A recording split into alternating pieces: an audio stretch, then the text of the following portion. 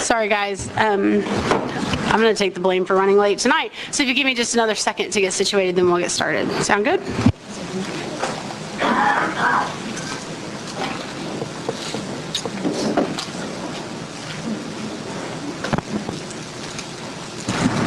Okay, if you guys are all ready now, we will get this party started. A majority of the board is present, therefore a quorum is present, and the meeting is qualified to consider the agenda items. Board Member Wester, would you please let the audience know of our interpretation services for Spanish? That would be great. Si alguien está interesado en escuchar la reunión en español, tenemos a la intérprete atrás si necesitan dispositivos para que puedan usar durante la reunión. Gracias. Thank you, Board Member Wester. I would also like to let the audience know that we have two ASL interpreters at this evening's meeting, Ms. Judy Ingram and Ms. Angela Queen, located here at the front of the room to my left. We are very excited to welcome them to our meeting. So thank you, ladies, very much. We look forward to working with you tonight and in the future. Tonight's flag salute will be led by the Webster High JROTC under the direction of Chief Warrant Officer 2nd Class Phyllis Mabry. Please stand as we prepare for the flag salute. Sorry. Good evening, ladies and gentlemen.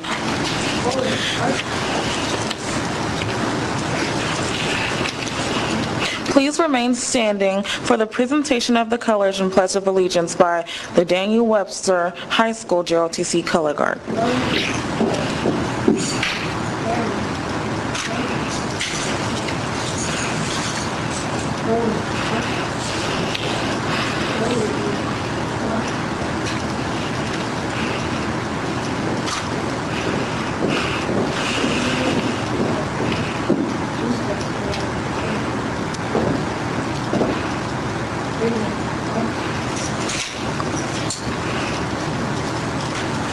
Would you please join me in the Pledge of Allegiance? Salute, pledge. I pledge of allegiance to the flag of the United States of America and to the republic for which it stands, one nation, under God, indivisible, with liberty and justice for all.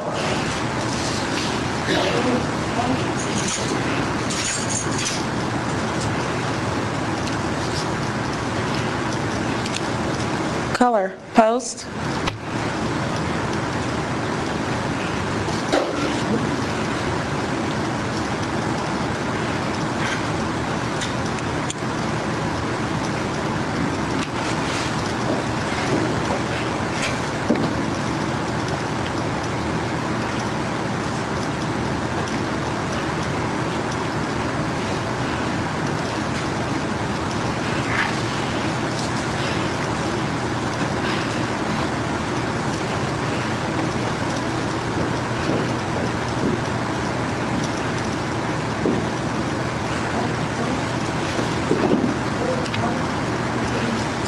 Thank you. You may be seated.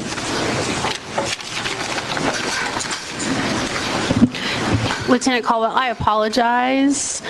We worked out what we were going to say ahead of time, and then I just started reading from my script, and I totally stole her line. So I'm very sorry. Board Member Woolley, would you like to introduce tonight's cadets? Absolutely. Tonight we had Pledge Leader Alasia Caldwell, Color Guard, Cadet Sergeant Anna Rivera, Cadet Second Lieutenant Shakasi, Ostrander, Second Lieutenant Mia Elder, Staff Sergeant Gary Hicks, and Cadet Ryan Rose. Thank you, guys.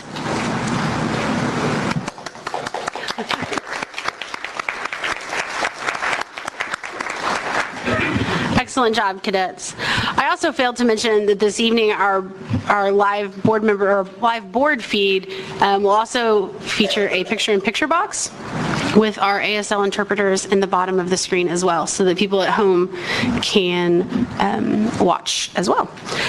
All right, I would like to remind those wishing to address the board to sign up with our new board clerk, Ms. Sarah Bazone. We are all sad to see Cindy's face go, but feel very confident and excited to see Sarah's face arrive. So we love Sarah, and we think that you will too. But feel free to see her to sign up to speak. There is a 5-minute limit to those comments, and I would like to remind speakers that in accordance with board policy, staff and board members will not be entering into a dialogue with speakers during the board meeting. Upon approval of the consent agenda, no additional speaker requests will be accepted. So if you're contemplating speaking this evening, please be sure that you sign up early. Thank you all for coming tonight. I see lots of shining faces, and we appreciate your being here. We appreciate your advocacy in being here. Please know that while we cannot enter into conversation with you while you're at the podium, we are listening, I promise. And we are paying attention, and we are giving you all the respect that we possibly can.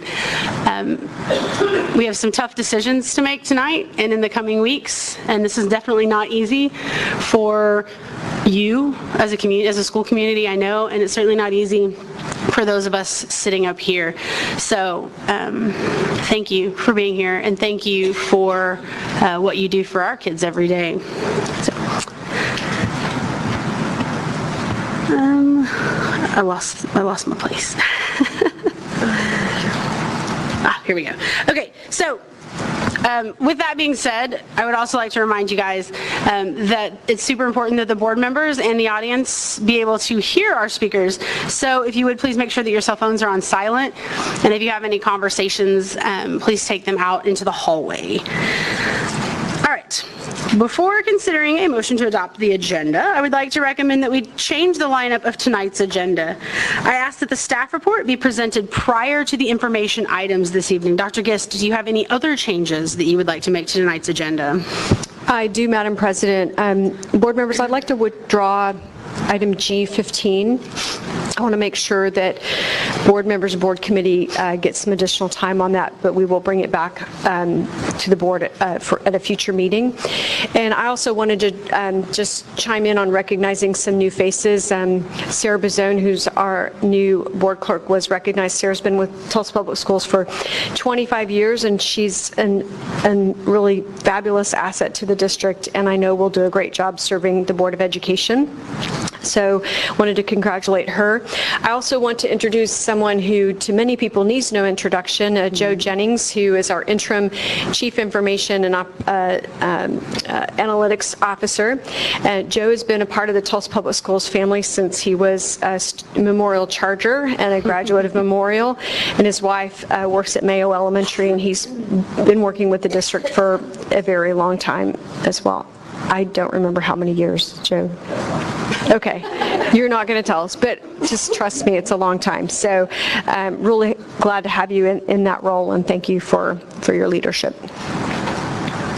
That's all, Madam President. Excellent. Yes, we're all very excited to see both Sarah and Joe. Joe was my first friendly face here at TPS. I was unaware, actually, that he worked here, and on my first day to come up after I was elected for meetings, Joe was the first person I saw getting off of the elevator, so it made me very happy. All right, I will now entertain a motion to adopt the agenda. Move approval. Second. Thank you. I'll call for the vote. Ms. Marshall. Aye. Aye. Aye. Aye. Aye. Aye. Item C, special presentations and awards. We have none this evening, which bring us to item D, approve minutes of the December 2nd, 2019, December 16th. Did I skip something? I have one special presentation. Congratulations. Please, Ms. Schreiber.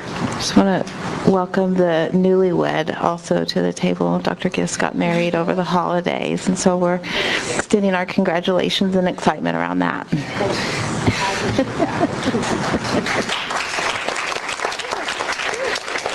Yes, we love love.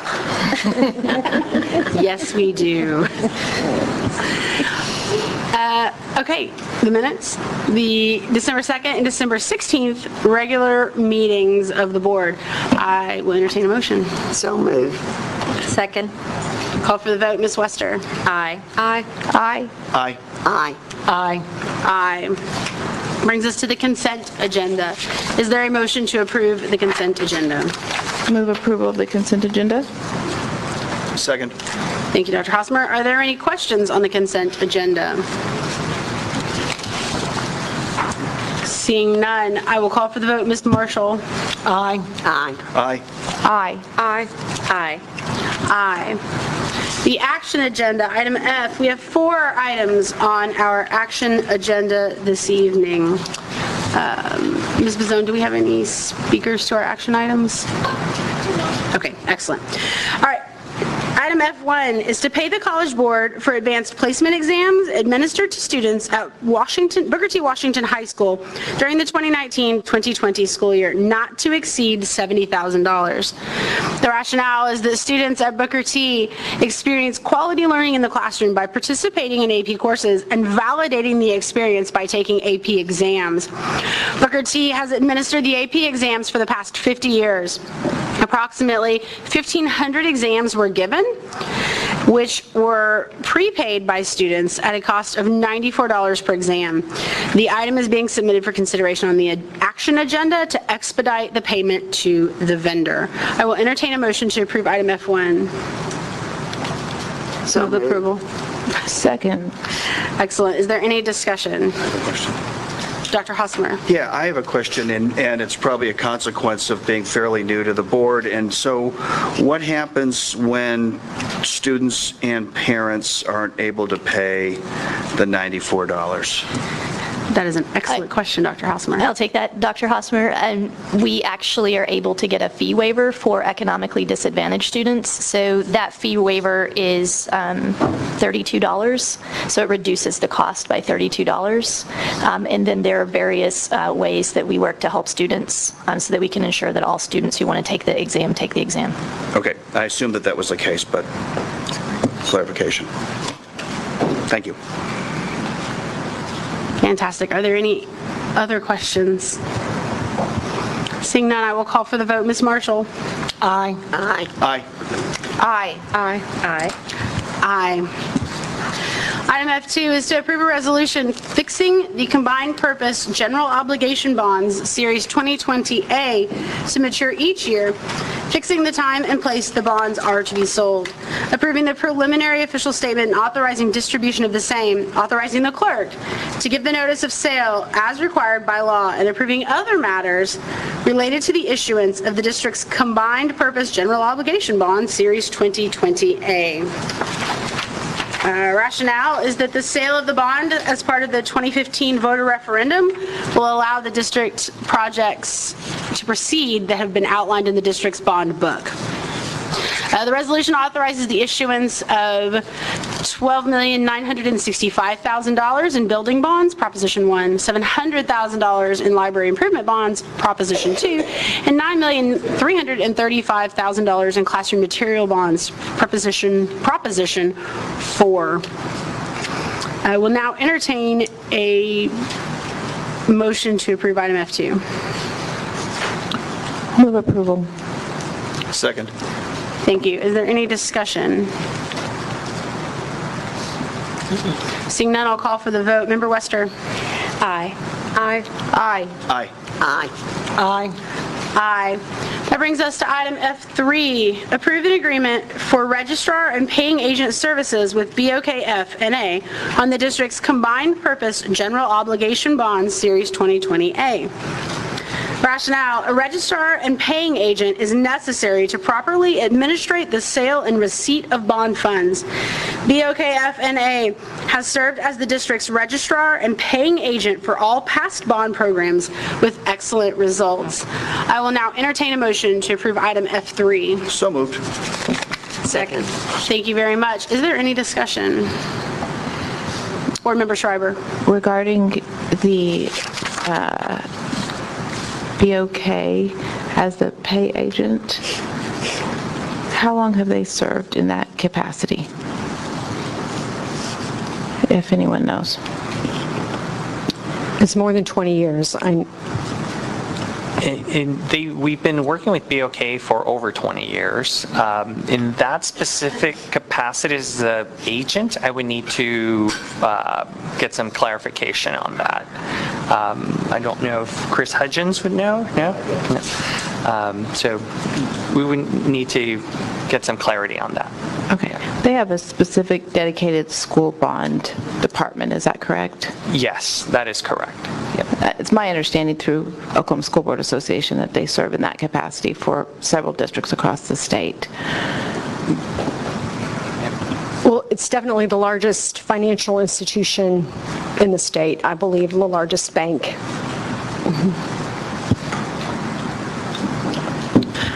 Are there any other questions or comments? Seeing none, I will call. Oh, please, Dr. Gist. I hope the board doesn't mind my interjecting here, but it's unfortunate that there are, we welcome criticism and we are as transparent as we can possibly be, and we intend to continue to operate in that fashion. But unfortunately, there is a gentleman in Tulsa who has taken it upon himself to fabricate things, and the reason I want to bring this up at this moment is that my new husband works for the Bank of Oklahoma, and it has come to me from a couple different sources that someone is out there saying that there's some financial relationship to be gained by my new family, and that is completely fictional, absolutely created intentionally to bring criticism upon me personally and upon the district. And so I just want to point out that my husband does not work in the office that is connected to this work at all and is not associated with this work. And the Bank of Oklahoma is a very large company in Tulsa, and this work has been going on for a long time. And I don't know how long we've done this work, but I assure you it was longer than I have known him. So, in the audience, we also have Rick Smith, who's one of our trusted advisors, who's we've worked with since I think the late '90s. And if he would be so kind to come up and talk to some of these items, and potentially having worked with Tulsa Public Schools since the late '90s, maybe there's also some additional historical context you could share. Well, thank you very much, Madam President, members of the board, and Dr. Gist. My name is Rick Smith, President of Municipal Finance Services. As you know, we have served as your financial advisor on your bond issues for over 20 years. There really only are 2 or 3 banks in Oklahoma that provide this service. Bank of Oklahoma in Tulsa has been your paying agent and registrar for many, many years, as has been stated. This service is basically an administrative service. The fees, as you know, in the information are very, very small, and it seems like that it's always appropriate to continue to working with a paying agent that has been your prior paying agent, because they are paying all your other existing bonds, and it just makes sense to go ahead and have them in this capacity. And it's our recommendation that they be approved. and so the last thing on that I just want to say is be savvy consumers, the same way we want our students to be savvy consumers of information, and know that there is stuff out there that is pure fiction, absolutely created for the sole intention of being disparaging on people. So ask, just ask, because we will answer. Thank you, Dr. Gist and Chief Delgadillo. We appreciate the extra information. Are there any other questions or concerns? No? Seeing none, I will call for the vote. Ms. Marshall? Aye. Aye. Aye. Aye. Aye. Aye. Aye. That brings us to item F4, approve an agreement with Hilborn and Weedman PC to serve as bond counsel and disclosure counsel on the district's combined purpose general obligation bonds, Series 2020A. Rationale. The district engages experts for these services in connection with bond issuing to ensure compliance with all rules and regulations governing the sale of bonds. The use of bond counsel is necessary to prepare the required documentation for bond sale in a correct manner and provide a legal opinion to the purchaser of the bonds regarding the tax-exempt nature of the obligations. Due to recent SEC review and enforcement actions related to disclosure, the bond counsel role has been expanded to include disclosure counsel responsibilities. Under the reference bond counsel and disclosure counsel engagement, bond counsel fee would be $13,000 and disclosure counsel fee would be $8,000 for the 2020 A bonds, for a total cost of $21,000 payable from bond proceeds. I will now entertain a motion to approve item F4. Move approval. Second. Thank you very much. I will call for the vote. Oh, excuse me, I'm sorry. Are there any questions or discussion to be had? It's a lot of reading. Everybody's good? Okay, I will call for the vote then. Ms. Wester? Aye. Aye. Aye. Aye. Aye. Aye. Aye. That is the end of our action agenda this evening, which brings us to the out-of-order staff report. Dr. Gist, would you like to present the staff report before consideration of information items this evening? We would, Madam President. I think the staff report will be really important for the public and the Board of Education to understand the information items that are coming, because while the information items themselves come one by one, they're very much connected as a part of a whole set of recommendations, and we wanted to make sure that those were shared in their totality. And so I'm going to kick it off, and I want to just start by saying, kind of echoing a little bit of what our board president said at the beginning of the meeting, and something that I shared with our team members and a message I sent to them today, which is that this will be a challenging couple of months. The board has before them some difficult decisions and some really important decisions. We also, though, within this are also some really important recommendations that are about the future of our district, and this isn't just a cutting exercise. We absolutely looked at this as the shaping our future, the description that we used for it. Who are we as a district? What are we doing to move forward to stabilize and grow our enrollment? And all the parts of that are woven into the recommendation that a series of recommendations that you'll see as part of this presentation. And I want to just, so I'm going to go over the vision and our challenge. We'll also then talk about the process and remind folks about the process that we went through. And then we're going to go over the recommendations themselves. Some of this you will have seen if you came to community meetings, but there is also additional and much more substance here in these recommendations that I think will be really helpful for the board and the public to see. We'll talk about our future and then, of course, have additional discussion. We encourage the board members to ask questions as we go. There's no need to hold your questions. If you have one, just turn on your light and we'll address it at that moment. So with that, we'll dive in. This should be familiar to you. Our district is made up of a little less than 40,000 students. That includes our Tulsa Public School students and our district schools, as well as our public charter school partners, our team members and our teachers, and together we're on one bold journey. Our teachers are included as part of our team members.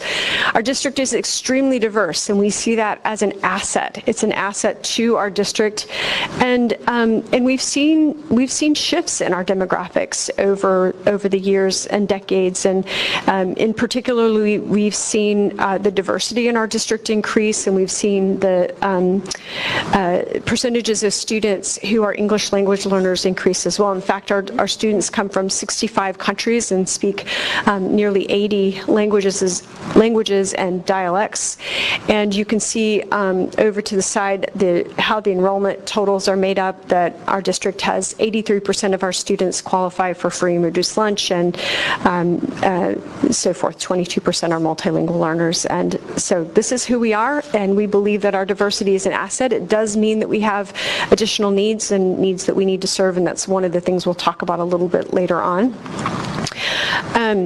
So our vision is to have a resilient, sustainable future for our students. So again, the Shaping Our Future exercise was not just an exercise in managing our structural deficit and the cuts that we knew that we had to address, but it was also very much about who are we as a district, what do Tulsans value, what matters to Tulsans, what do they want to see in our schools, and how do we make sure that we're communicating that and putting our best information forward and for our families.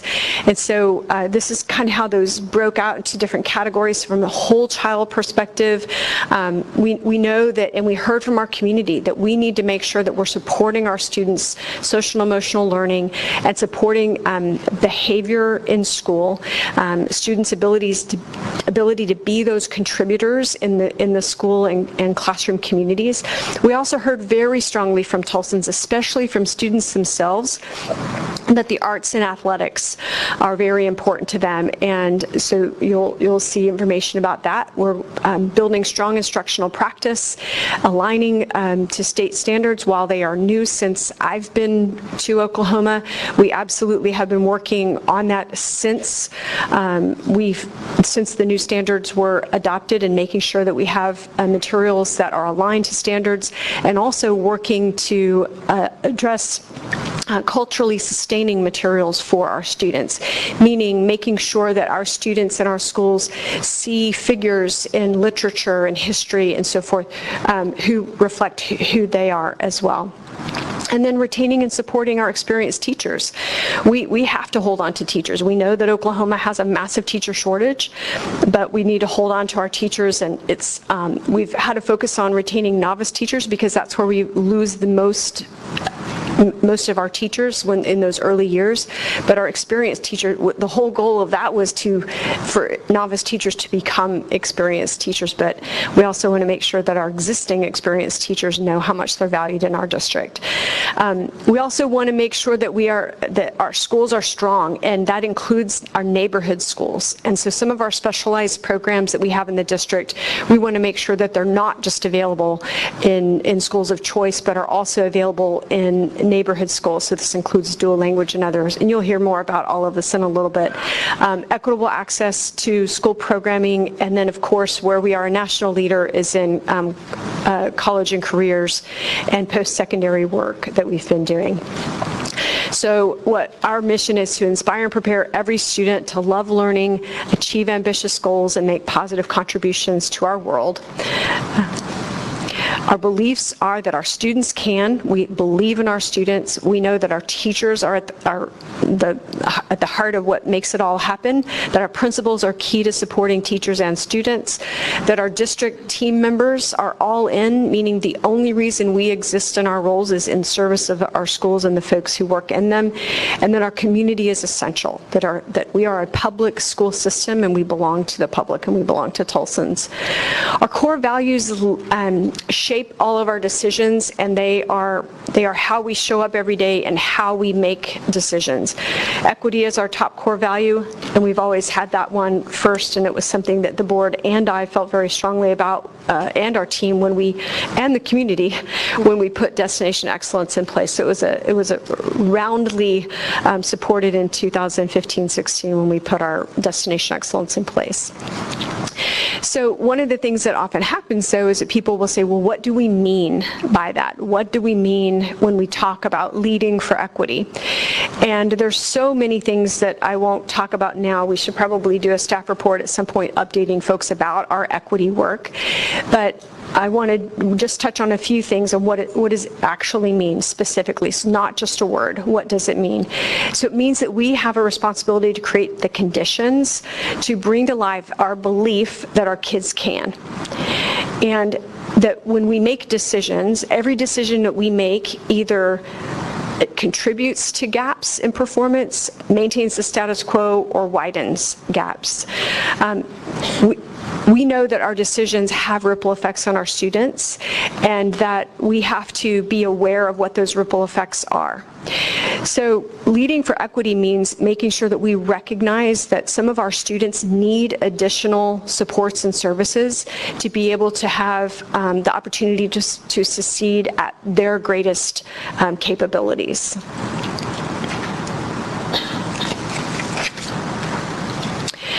So our challenge.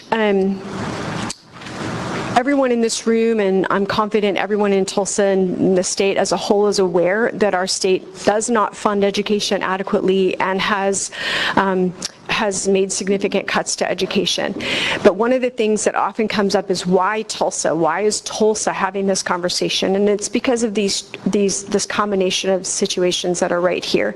So it is state funding, and we are still as a state $100 million less than what we spent on education 10 years ago.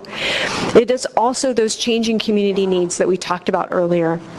And we're going to say more about this in a little bit, about the needs of our students and the funding that is necessary for us to provide those equitable supports to our students. But those needs are not being met by the state of Oklahoma, and it makes it very difficult for us when we're trying to lead with equity, when we're putting that at the forefront, knowing that some of our students need additional supports just to be able to have that same opportunity to achieve at their greatest capabilities. Those supports aren't always there to the extent we know they need to be because of that lack of support in the funding formula. And then student enrollment. So when the enrollment, because we're funded on per pupil, when the enrollment declines, then our funding declines. And that's not the only driver, but it definitely plays a factor in all of this. And because our fixed costs are very difficult to change, when you see changes in enrollment, they happen all across the district. And so our ability to be nimble and make those changes rapidly it's difficult for us to do that. You'll see later in the presentation how much we've done to address that, however. So our district has unique opportunities and unique challenges. This is the other part about what makes us different. So just to touch on a few examples. One example is the size of our district, and when I say that, I mean the physical size of our district. In the funding formula, the state funding formula, transportation is funded.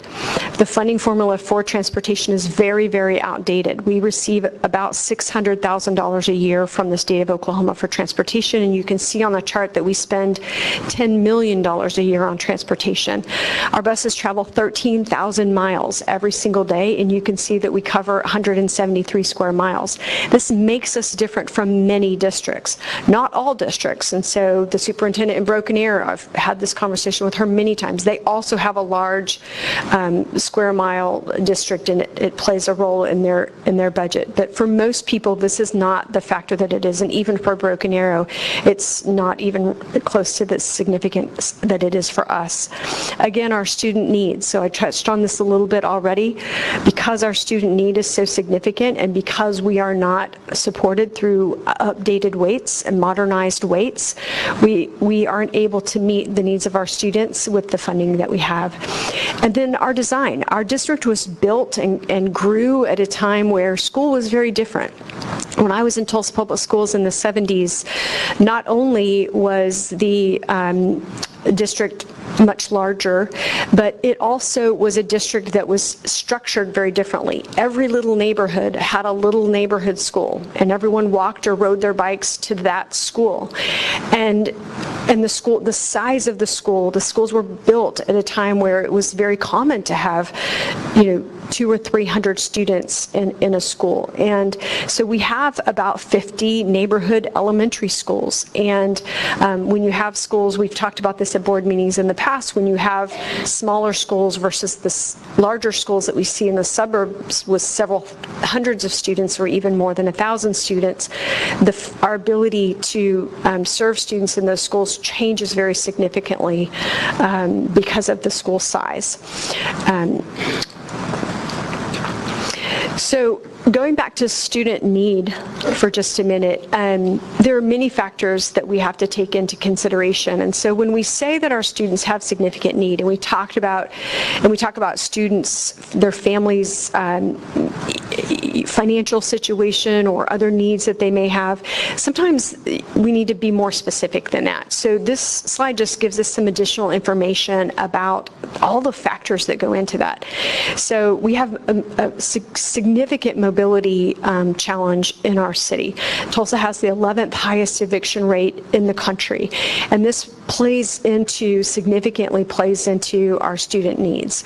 Our Mayor Bynum has he's really made Tulsans, I think, across the board much more aware of the issues around life expectancy for different parts of our city. And this is also an area where, as a state, we have the fourth lowest life expectancy at birth in the nation, and that plays into students' success for our children as they grow up from birth. And trauma. I mean, when we talk about what's known as the ACEs score, or the adverse childhood experiences, this is something that Oklahoma, we are the state, we're tied actually, but we are the state with the largest percentage of youth with 3 or more of the items on the ACEs questionnaire survey.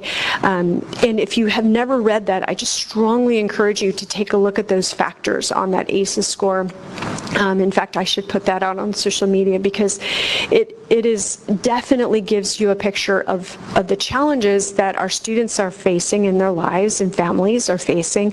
And then that comes into our classrooms, and then that puts an additional responsibility on teachers.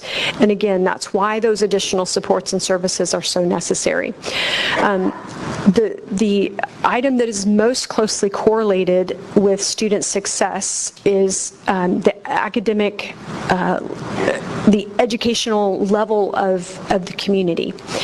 And so when we see that only 1 out of 4 adults in Oklahoma has a bachelor's degree or higher, and when we see that in 9 out of 10 students live in neighborhoods where fewer adults have a college degree than the average of the county, that also plays a significant role in our student success.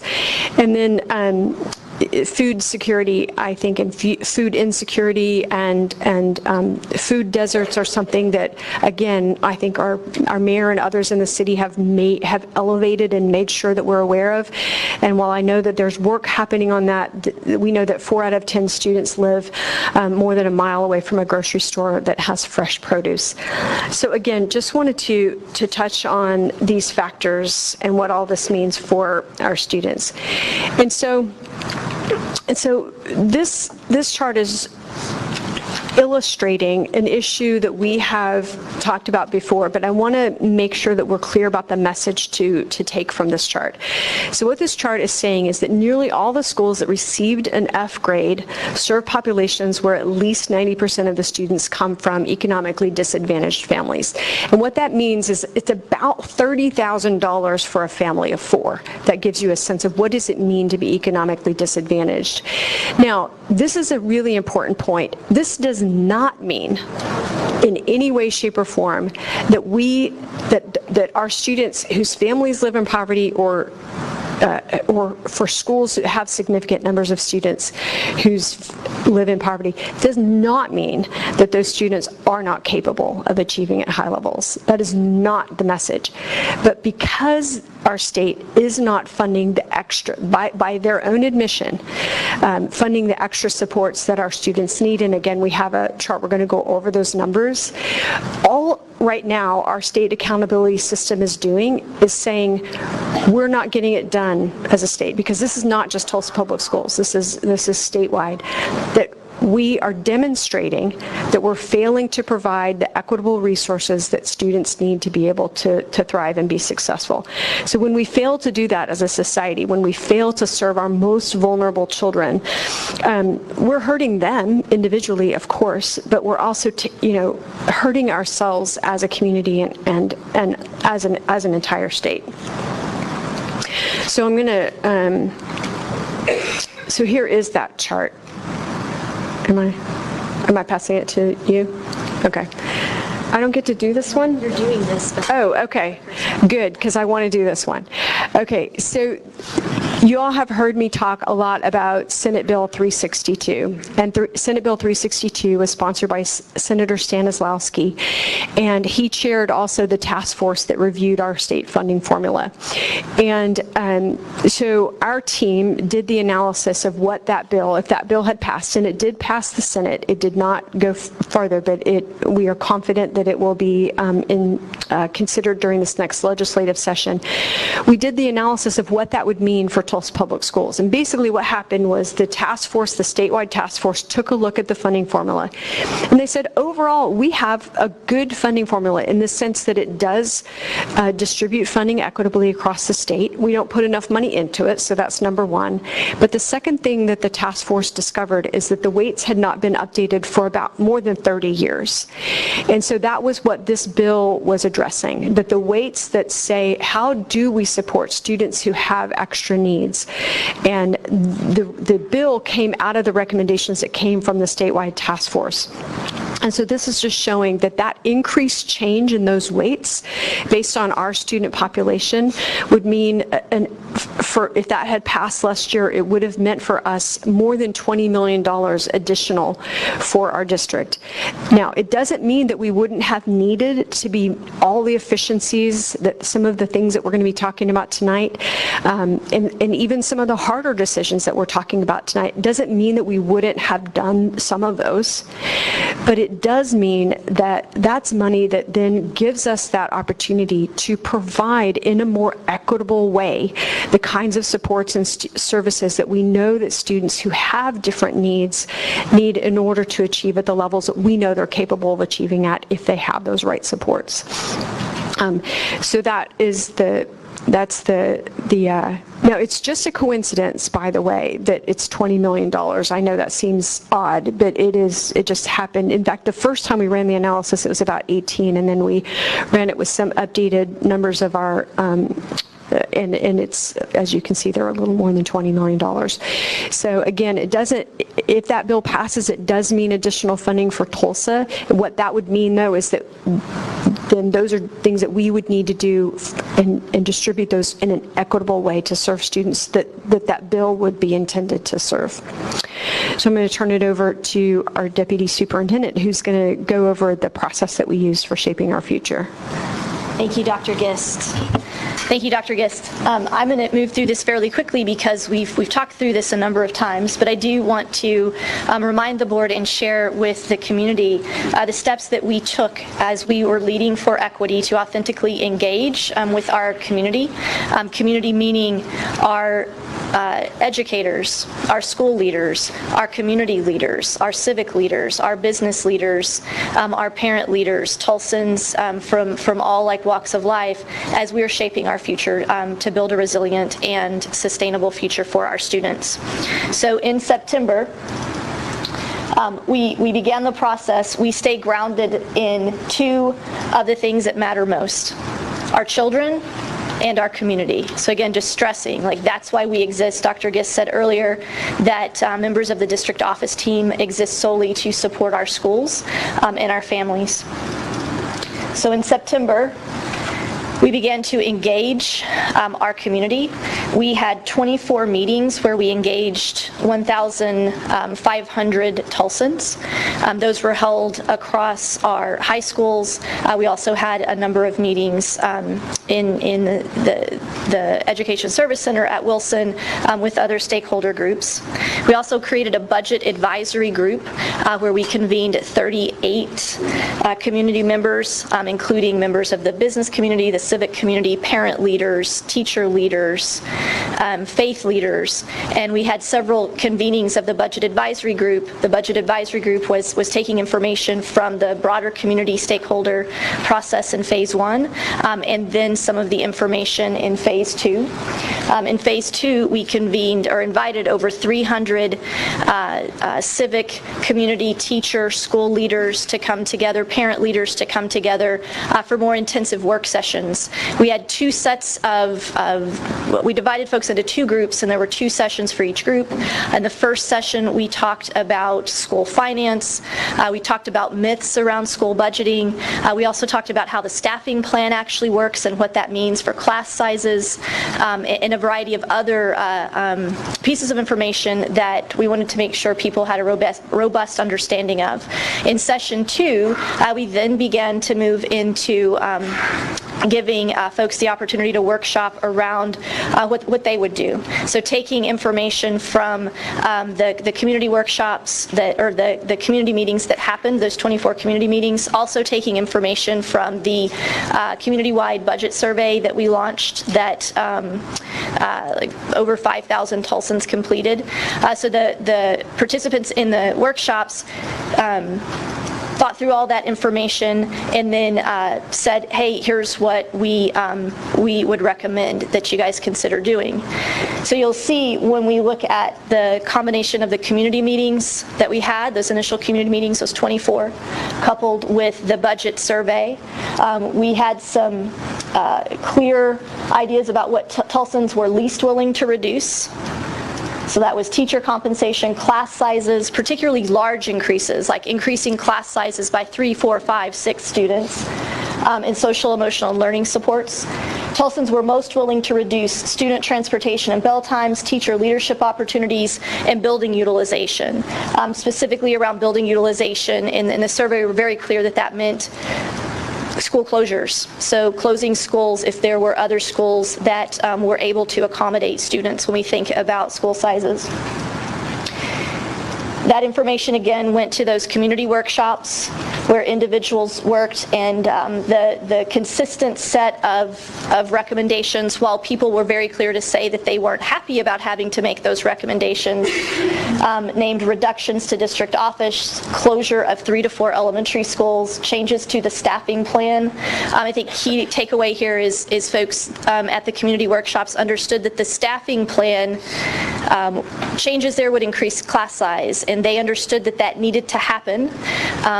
However, they helped us understand, along with school leaders, how to do that in a way that was not across the board, meaning pre-K-12, but more focused on elementary and a lower number. So you'll see later in the presentation that we're making a recommendation of increasing the staffing ratio at the elementary level, which would lead to an average increase of 1 student. And then finally, decrease teacher professional development opportunities were what the community workshop participants shared with us. So we took all of this information. It helped to shape the final set of recommendations that in phase 3 we shared out across 4 community meetings in December, and is what we are bringing forth to you this evening. The other thing throughout this process, with all of the input that we received from our community, we had a lot of ideas. People put a lot of things on the table and said, hey, are you considering that? Have you thought about this? And we did take a number of these things. Here's an example of some of them. Starting school after Labor Day, advertising on buses, solar energy panels, and cell communication towers, assessing real estate holdings.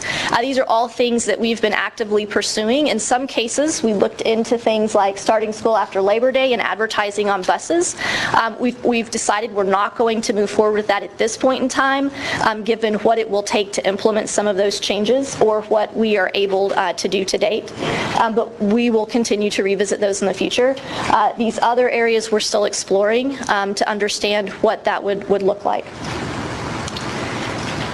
We also have a number of initiatives with strong plans that are on pause or scaled back until we have more revenue. So as Dr. Gist just mentioned, let's say that the funding formula weights are modernized and we have, 22 million additional dollars coming to us. There are recommendations that we're making this evening that we would be making regardless. That allows us to take that additional revenue to begin to do a number of things that we know we need to do to create a more equitable and just system for our students.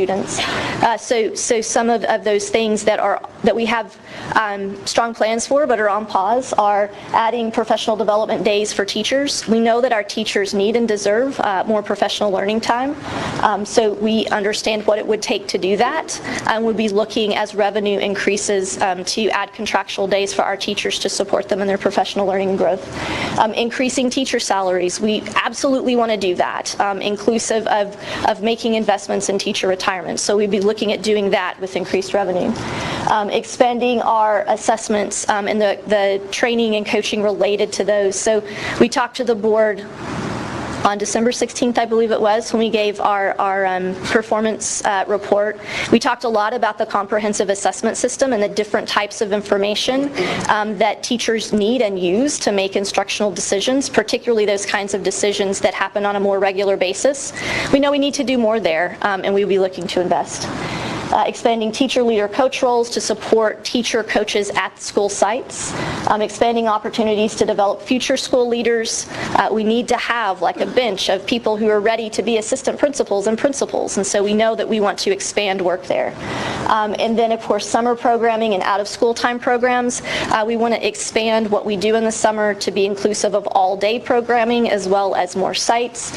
And of course we've talked a lot about summer learning loss, what we believe we can do to help mitigate that, and the role that out-of-school time activities and programming can do to support that. So as more revenue comes in, this is the list we would look to based upon feedback from our community of stakeholders to make investments in.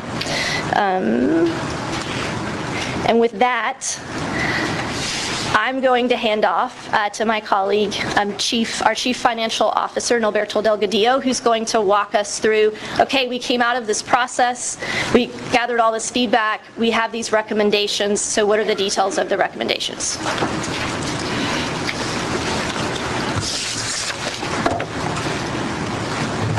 Thank you, Deputy Superintendent Shannon. And so we've had information, we just had conversations regarding our vision, the challenges we face, and the collaborative effort over the past few months with our community to get to where we are today, to present these recommendations. And so our proposed reductions for the upcoming year are essentially in three components. We have reduction change in district services of approximately 13 to 14 million.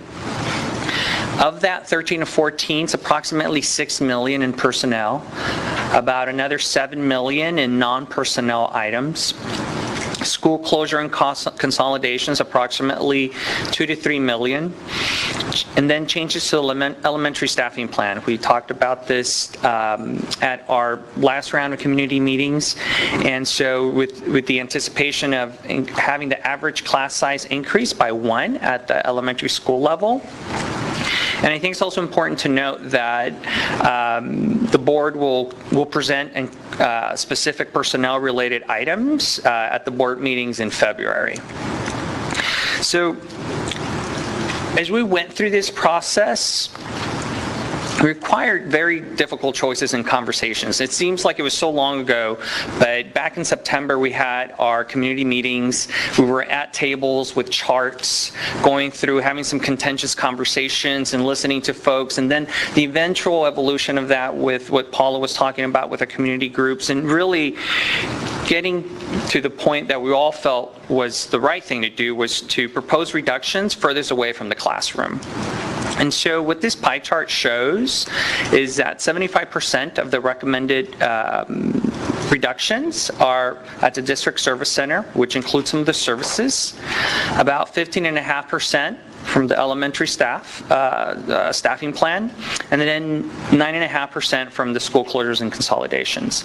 And I think it's also important to think about it from the perspective of the 75% that's we're proposing to reduce from district services and teams really does encompass an entire several groups of individuals and services. I mean, when we start thinking about our district team, We're talking about folks beyond this room, folks beyond just our senior leadership team. We're talking about custodians. We're talking about bus drivers. We're talking about payroll, IT. We're talking about paraprofessionals. We're talking about all the district services that are provided to our school sites to really create that solid support system.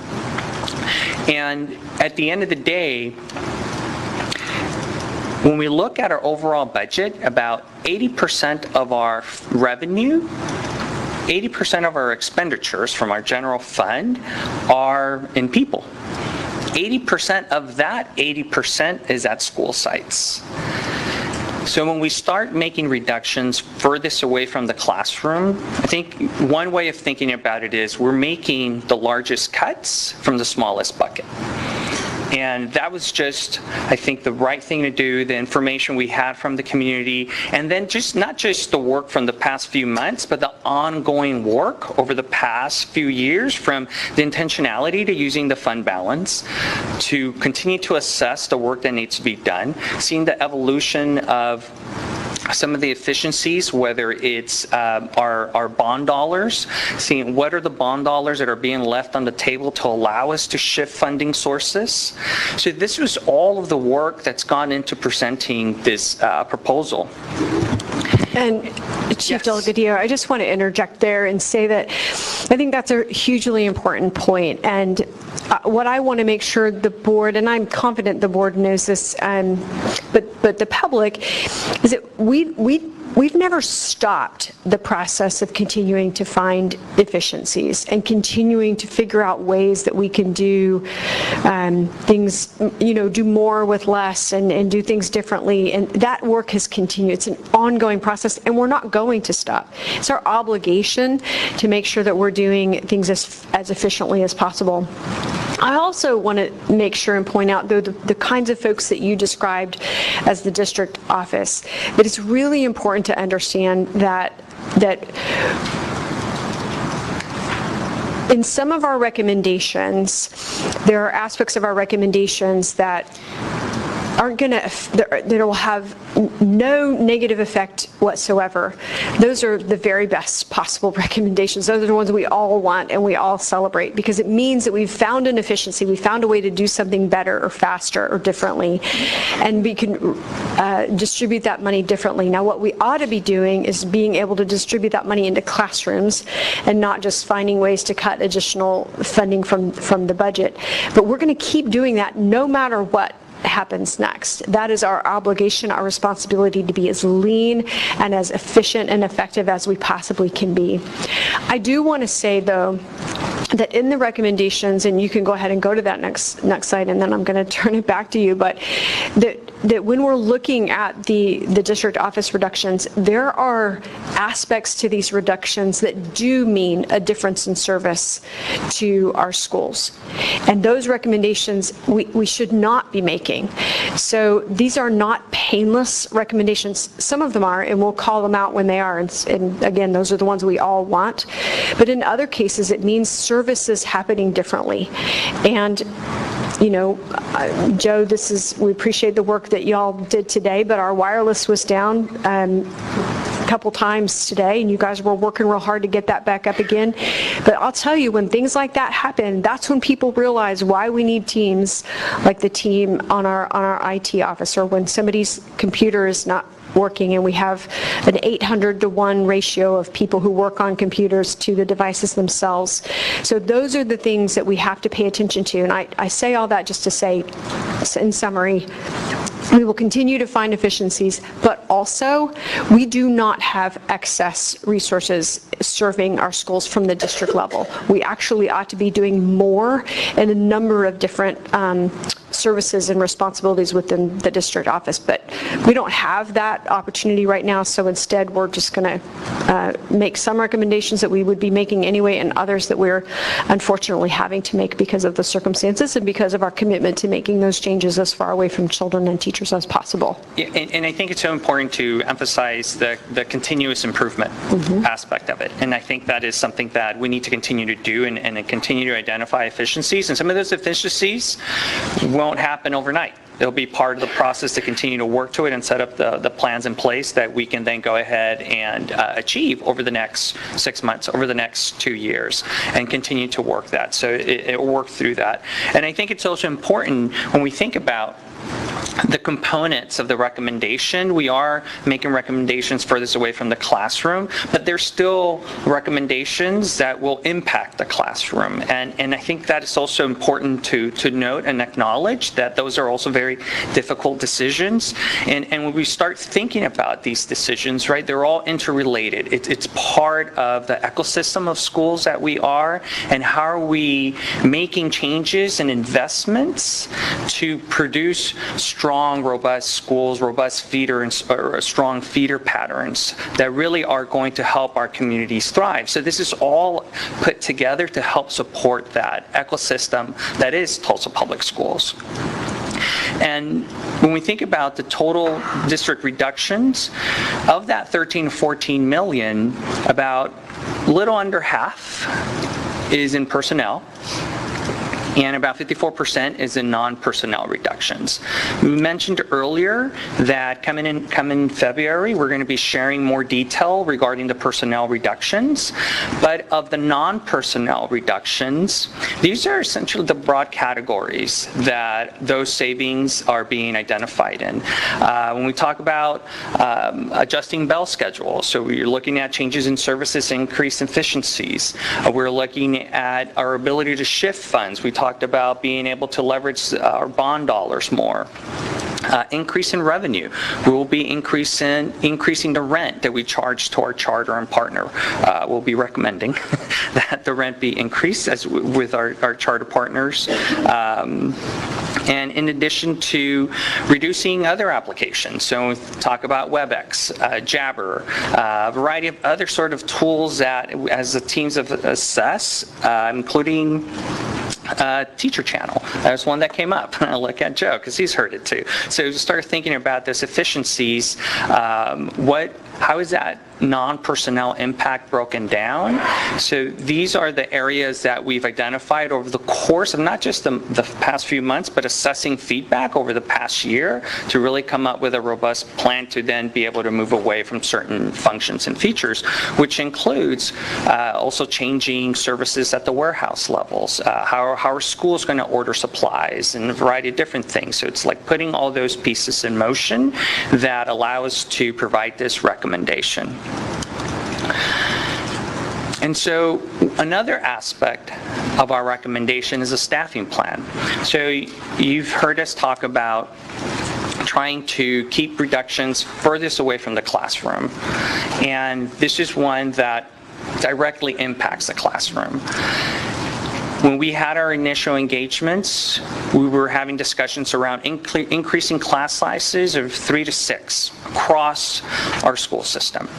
And as we work through with our respective stakeholders, our school leaders, our community workshops, our budget advisory group, I was really thinking about how can we go ahead and manage some of the structural challenges that we have and start looking at it more surgically to be able to make changes and propose recommendations. And so our current staffing plan is based on a school-wide enrollment. And as we've previously discussed, our proposal is to change it to change the staffing plan based on a school-wide enrollment versus grade level enrollment. And so when we look at the current statistics versus what the proposed statistics would look like, our current staffing plan has an average of about 23 students. Our proposed would increase that by 1.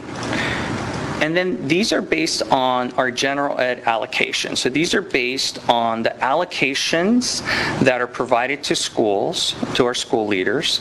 It does not reflect what they end up doing with those allocations, nor does it reflect additional teacher allocations that may be purchased or acquired through their Title I budgets. So as school leaders develop and build their budgets, they'll be able to then decide, create some flexibility around this. Yes, Dr. Haas. Yeah, I just wanted to touch base a little bit on this as well. And so I think you just started answering my question, so that's great. Just more clarification on the benefits to moving toward a school-wide enrollment and staffing plan versus a grade level plan. I mean, I think I'm grasping it, but I think a little bit more clarification might be Yeah, helpful. absolutely. One of the challenges of having a staffing plan on a grade level basis is that it accounts for fluctuations at individual grade levels. So what that means is that you could have a school that ends up with less students. They have a decline in enrollment, but they may not have any offsetting allocations. And when you move to a broader school enrollment ratio, you're now assessing the whole school based on the number of students and as opposed to individual grade levels. So you could have 3 students from 3rd grade that might have moved out, 2 students from kindergarten that might have shifted, and so that doesn't then create an appropriate adjustment based on the allocations versus looking at it as a whole, 2 plus 3 plus 5, and though you may have, once you take all the students who've adjusted at each from a school level versus a grade level, it gives you more economies of scale with how you manage that. And I'm assuming it's going to be online on our website, and we had, maybe about 2 months or so ago, I did a presentation regarding some of the mechanics, and I'm trying to visualize and trying to explain the chart we use that showed what some of the aspects and fluctuations happen when you start looking at structural impact of looking at allocation changes at a grade level versus looking at it as a school level, which gives you more it's essentially like economies of scale, being able to manage it at that bigger scale. If I could add as well, Dr. Hosmer, in working with our principals and the work they do with their school leadership teams, when we move out of a allocation system based on the grade levels and into one based upon the school enrollment, it gives our school leadership teams far more flexibility as well in how they're managing the allocations and working with their teams to make decisions based upon what their site needs. So this is something that the principals, school leaders would prefer? Most of them, yes. In shifting out of our current system to a future system, there are always folks that have to experience the shift. So they might lose an allocation over what they have based upon what Chief Delgadillo is describing. But overwhelmingly, school leaders want more flexibility, particularly in how we're explaining that flexibility. Right now, just candidly, I think we put them in a situation in which we have a staffing plan that lists grade levels that then gives teachers a perception or an expectation of how many teachers per grade level and makes it really difficult for them to make changes versus giving them allocations based upon total school enrollment so they can work with their teams to make informed decisions about where they want to deploy the resources. It's And definitely... it is how we do the staffing at the middle school and high schools as well. Yeah, it's less prescriptive. I think within one of the biggest benefits, it's less prescriptive, allows the school leaders just as a whole receive their allocations versus looking at it by grade level. One of the things that we did do is we spent quite a bit of time working with small groups of school leaders who raised their hands to sit and look at stuff with us, as well as working with all of our principals across October, November, December, and really digging into what this would look like.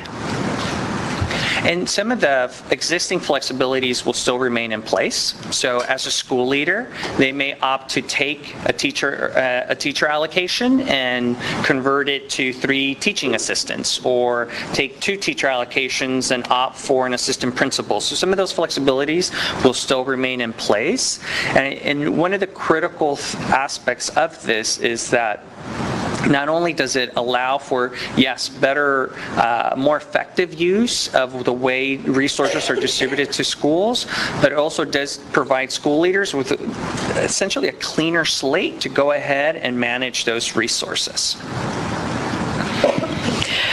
Norberto, are you going to say anything more about this chart? Because I know a lot of people have seen it, but I just think it's important. We didn't want to just stop at averages, because any teacher can tell you that, because an average is what we all know the definition of an average, right? So it doesn't, if I have a lot more than that or a lot less than that, then it's not consistent with my reality. So if I'm sitting in a classroom when I have 30 kids and you tell me that the average is 24, I'm not really feeling comfortable with that. And so we wanted to make sure that we were giving these bands and these ranges, both in terms of what the current reality is, as well as what the recommended change would be, because we wanted to be fully transparent about what that meant. And so if you came to community meetings, you've seen this. I do want to also point out that this whole presentation is on our website under staff reports, so it is available to everyone. And I think it's important to notice the band across, right? Different bands that share what teachers may experience. And the last box here also, I think, is also another way of thinking about it, that currently, when we just look at 24, if we just look at the average, percent of classes with fewer than 24 students, that's 67% of classrooms out there. And that is, again, just general ed. That does not account for additional allocations that may be purchased with Title I. And just, again, yes. I'm sorry, Norberto, but that means it does not include special education classes that would be smaller, and it also, by the way, does not include pre-kindergarten, which has prescribed numbers. We could have included that and it would have reduced these averages, but it would have done that in a way that we didn't feel like was accurately demonstrating the sort of average class size of the classes that are affected. So, one thing that is important to note here as well is we've talked to the board a bit about how we've made pretty significant changes in our school planning process, and that's like twofold, like the work that we're doing with principals and their teams to think about the vision they have for their school, what that means for the strategy that they want to have to make continued improvements and support students, and then what that means for how they use their people, time, and money. We've pushed the timeline back significantly, so we start that process in January. The other thing that is tied to is the school budgeting process. So when we talk about best positioning our principals to work with their teams to make prudent decisions around how they take the school budgets they have and use those to drive strong plans forward, the sooner we're able to give them their staffing allocations based upon the enrollment that they have, so you can see how the enrollment process and the staffing process go hand in hand, the sooner they have that information, which we're on target to give them in March, the more that they can work to make informed decisions about how do they use their Title I budget to purchase additional teachers, where would they deploy their teachers based upon what's happening in their schools and the kinds of class sizes they want in different grade levels. It also gives them a better opportunity to engage their teachers, their teacher leadership teams, as opposed to, in the past, sometimes this is happening even after school is out. Yeah. And so, for the next portion of the presentation, there's some important context. One of the things I've mentioned is ecosystem, and really thinking about the decisions we're making is really about how are we building strong schools? How are we building the strong feeder patterns? How are we thinking about Tulsa Public Schools as a district for the foreseeable future within our fiscal context? And so with that being said, I want to turn it over to Danielle Neves, our Chief of Academics.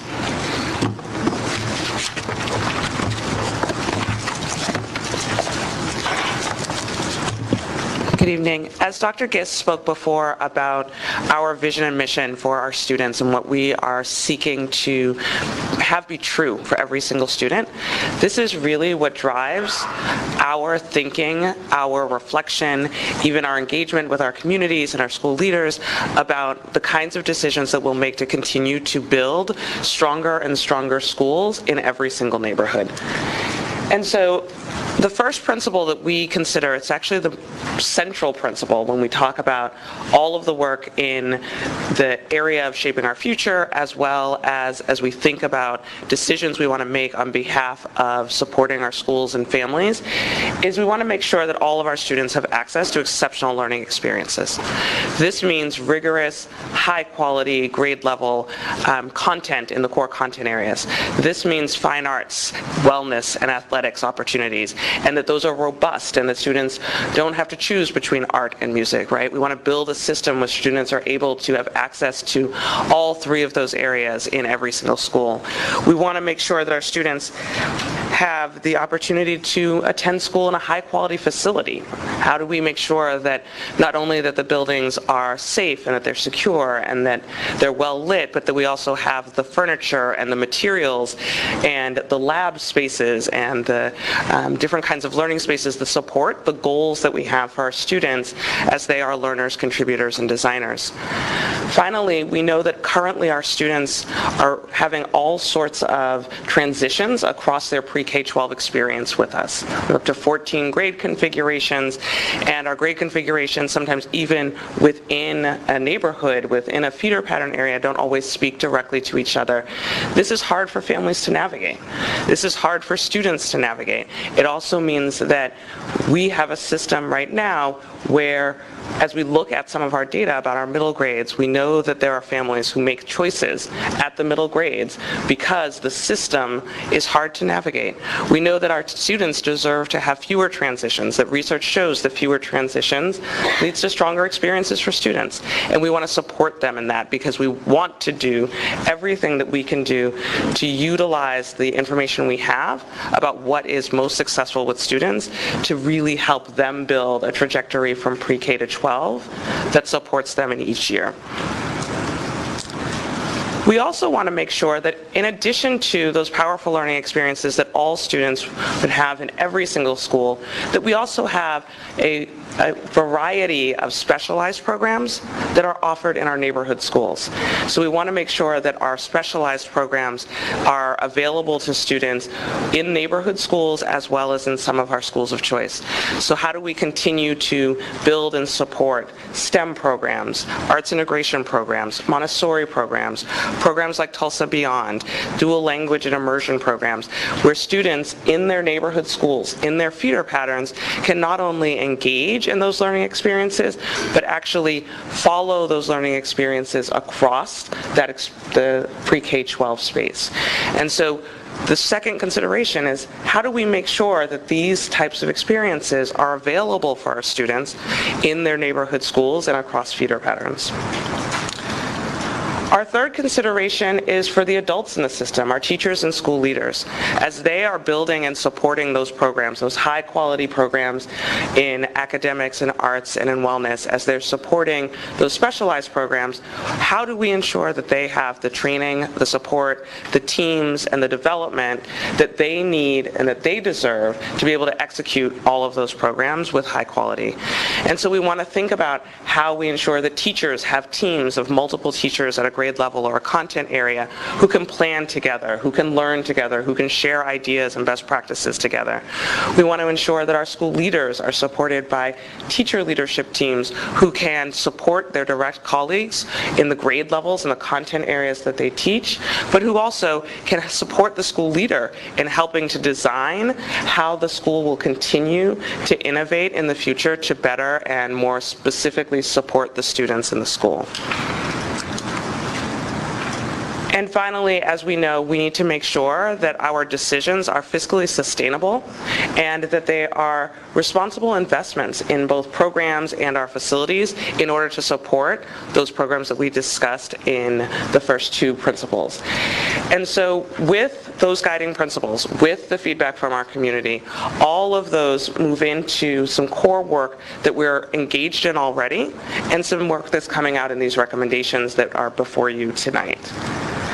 So as we think about this strong future, our plan includes 4 components. 1, we want to create consistent grade configurations across the schools, across our district, in order to minimize transitions for students and then also to help our families, help our students, help our community understand where our natural transition points are and how they can move through a feeder pattern successfully and with clarity and with fewer transitions of starting in new places, starting with new people. When we think about, Dr. Gist spoke about our student mobility.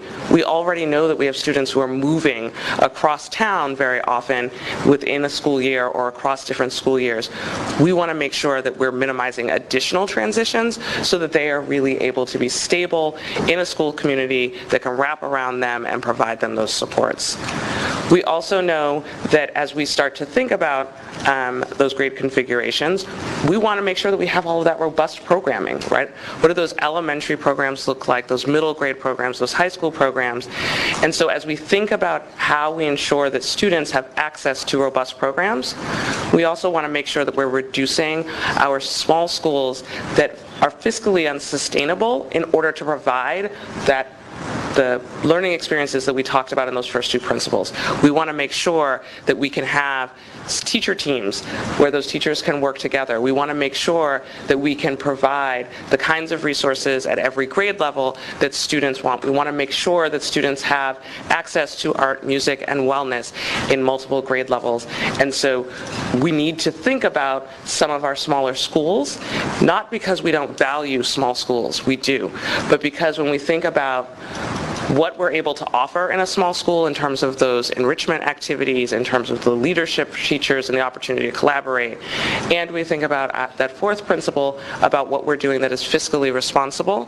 We have to consider how we ensure that is available to our students. We also want to grow our specialized programs. We already have a Montessori school in a Montessori program in a neighborhood school, and we want to grow programs like that. We have dual language programs that operate in several of our neighborhood schools in addition to our language immersion programs, and we want to grow that, looking at how students in those elementary programs begin to have access at secondary at some of our middle schools like Carver, Thoreau, and Edison to have access to continued language support in Spanish language arts and French language arts through those middle grades. We want to think about students in some of our other dual language programs as they move into the middle grades, how they can go to Rogers and take part in Spanish language arts at the middle grades, but also looking at opportunities for content classes in Spanish as well. And so these are exciting opportunities for us to think about how do we ensure that students get access to more and more specialized programs across our system in more and more of our schools. And related to all of these different things, we want to ensure, and this work is underway, that we are continuing to improve our enrollment system so that it's easy to access, it's fair, and it's really simple for our families, and everyone knows exactly what they can do so that they can make choices about the school that is the best fit for their family. I'm going to turn it over to Chief Robles, who's going to start to talk about the first recommendation.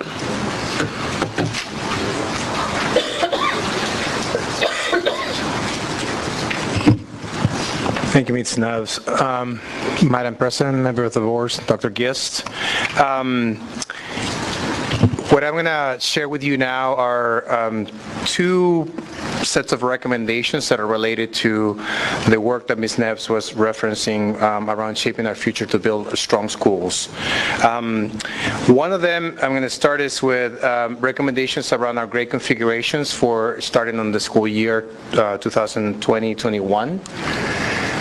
Although this work is not directly related to budget reductions, it does have an important implication on creating strong schools and minimizing transitions for our students that in turn allow us to sustain and grow enrollment. We know that a lot of families are challenged, as Ms. Neves was referencing, by the grade configurations that we currently have across the district, and we believe that this work is important to actually retain our families, grow our enrollment by building strong programming, particularly in the middle schools, as we're going to discuss. The grade configuration changes that we're recommending for the upcoming school year would be to create a new middle school, Central Middle School, so moving from the currently Central Junior High that serves 7th and 8th grade into a Central Middle School that would serve 6th through 8th grade. The currently Memorial Junior High School that serves 7th and 8th grade will begin serving 6th through 8th grade if board approves. And for Rogers Junior High School, currently serving 7th and 8th grade, to be a middle school that would serve 6th through 8th grade. There is work that is underway by school leaders to focus on strengthening the programming and the experiences that our students have in the 6 through 8 years. We believe that that's an important aspect. We know that families leave us at that point. So creating this alignment, I think, will further strengthen the opportunities that we have to better serve our families in this part of their journey. To go a little bit more into detail around the specific grade configurations recommendations, when we look at the proposed changes for the Central Junior High to become a middle school, here's the list of elementary schools currently in the Central feeder pattern, where they are currently serving from pre-K to 6th grade, and the proposed configuration would be that starting in 2020 to 2021, they would serve pre-K to 5th grade, and the current rising 6th graders would attend a new Central Middle School. When we talk about the Memorial feeder pattern, here's a list of elementary schools currently in the Memorial feeder pattern. You can see that for Carnegie, Grissom, Carnegie and Grissom, they are currently serving pre-K through 5th grade, so there are no recommended changes for those two elementary schools as we propose a new Memorial Middle School. In the case of Key Elementary, Marshall Elementary, and Sauk, they're currently serving 6th graders, and the proposed change is that now, starting the next school year, they would serve a pre-kinder through 5th grade, and the rising 6th graders would attend the new Memorial Middle School. McClure Elementary, there is essentially, we're not proposing changes for this upcoming year. School leadership is evaluating the possibility of pursuing a pre-K-8 model, so in order to minimize disruption, we're holding on that recommendation until see if that comes to fruition.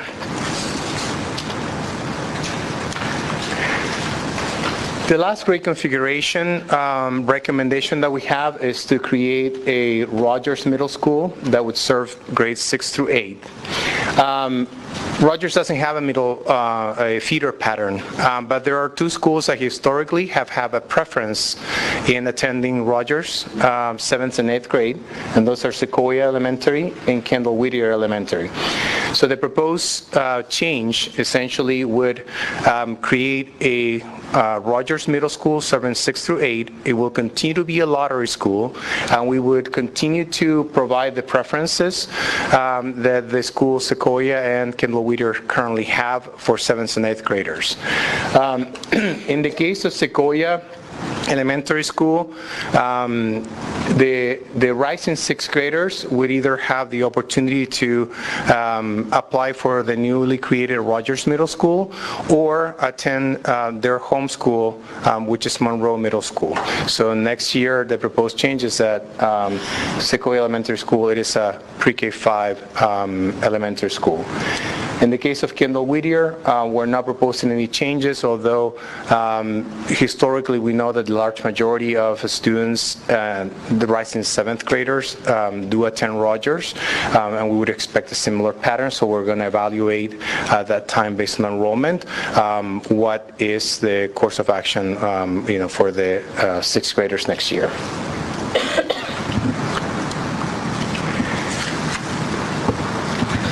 Robles, I'm sorry to interrupt. Does the same apply, and I apologize to go back a slide, with McClure, because it also has no changes? Is that kind of wait and see how that plays out? Correct. So Did you say that? Did I miss that? I apologize. Yes, no, that's correct. So school leadership is interested in evaluating a pre-K-8 model. So in order to not disrupt or the students there, we are recommending not to make any changes for the rising sixth graders, so they would stay there next year.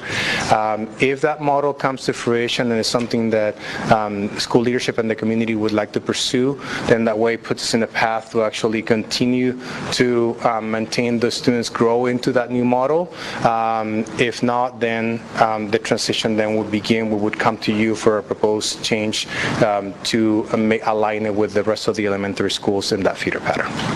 Excellent, thank you. And one more question on Kendall Whittier.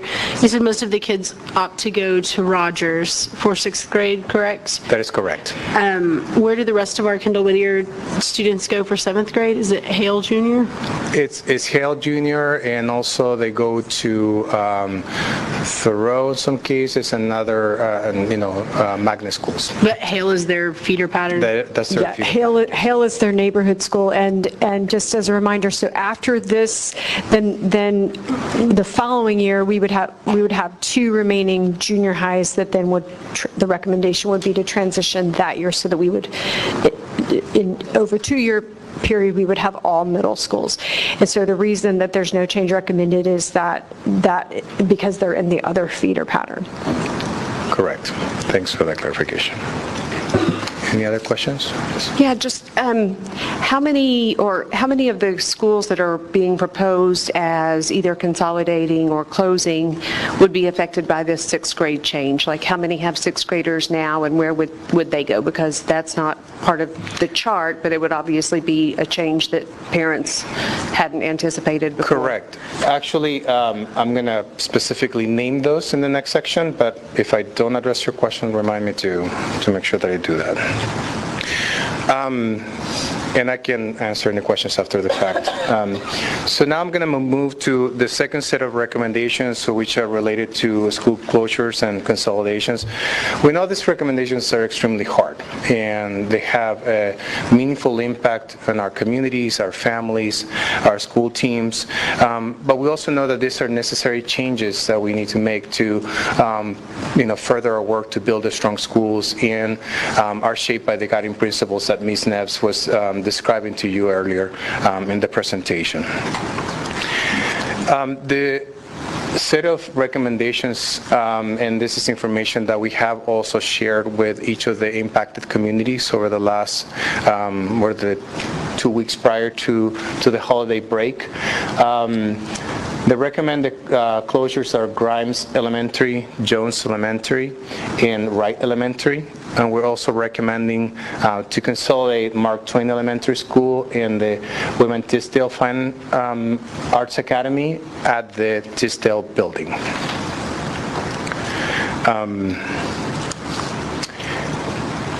In making these considerations, in addition to the guiding principles that Ms. Neves was describing, we took into account a lot of different factors that are listed here. But we looked at enrollment projections and their current enrollment. We looked at different aspects of the building, their design, their capacity, their condition, how are they conducive to support strong programming and the conditions that we know that our students and our teachers need.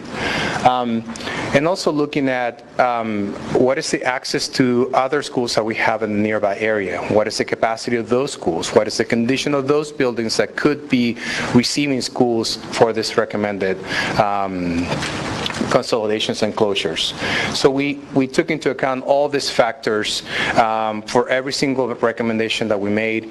The factors that drove the recommendation differ by the school, but everything in this list and was considered in making that recommendation. And as I mentioned before, it's also in alignment with the guiding principles that we're driving forward as a district to build strong schools. Going into more specific information around the recommendations, in the recommendation of the closure for Grimes, there would be essentially, Ms. Woolley, to your question, Grimes would be one of the schools that currently has a sixth grade. So part of the recommendation is that the rising sixth graders would attend the recommended Memorial Middle School if that recommendation is approved. And also, we are proposing a redrawing of the boundaries where the students who currently live in the Grimes boundary would attend either Carnegie or Key Elementary. So those would be all the students that are from pre-K all the way to fifth grade would be served at either Carnegie or Key. In the case of Jones, in Jones, we're making a recommendation. There is no impact of grade configuration alignment, as Dr. Gist mentioned.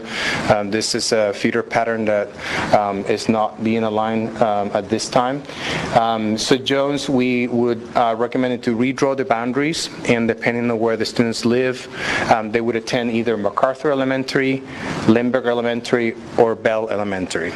So in all these considerations, we looked at the ease of students, moving from where they reside to the new schools, proximity, accessibility, as well as all the factors that I mentioned earlier around the condition of the building and what they can offer for strong programming as a receiving school. In the proposed recommendation for closing Wright Elementary School. In Wright Elementary School, the school serves pre-K through fifth grade, so there is no impact for rising sixth graders.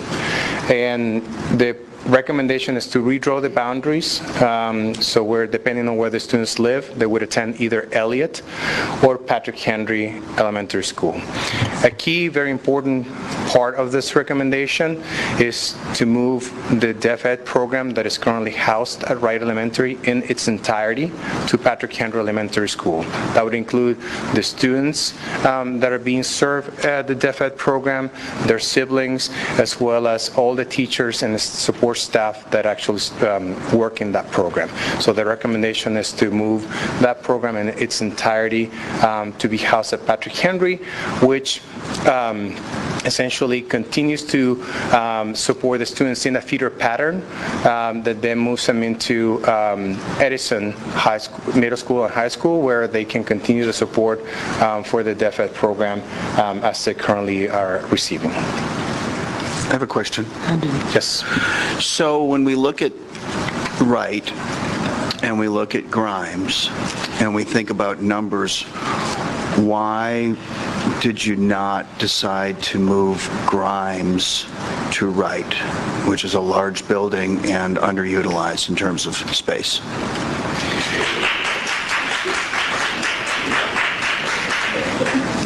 You can go ahead. Well, there are a number of reasons. For one thing, one of the factors that we look at is proximity to a child's home, and in some of the recommendations that we have, families are actually closer to the recommended neighborhood school as opposed to, in the case of Wright and Grimes, it's just not as proximate as certainly as Carnegie, and Key is a little bit different, but that weighs into the other factor, which is feeder pattern consistency and needing to make sure that we are factoring in the impact on feeder patterns. And if we start to change students from one feeder pattern to another, and it is something that is not out of the question, but it is even more disruptive to neighborhoods and families. But then you also have to think about then the implications of that additional group of students. So if you did something like that and you had several hundred students, or even 100 or 200 additional students that then matriculate up, then you have to weigh in the factor. And in this case, then we would be moving students from the Memorial feeder pattern, in which we are seeking and have actually been growing enrollment at Memorial junior versus Edison, which could not handle the number of students. We'd be taking them from a feeder pattern that needs them and is doing great work and growing the program. I believe Principal Bunnell is here, to a feeder pattern that would not be able to accommodate them. And so those are among the factors that we consider. Yeah, thank you, Dr. Giss.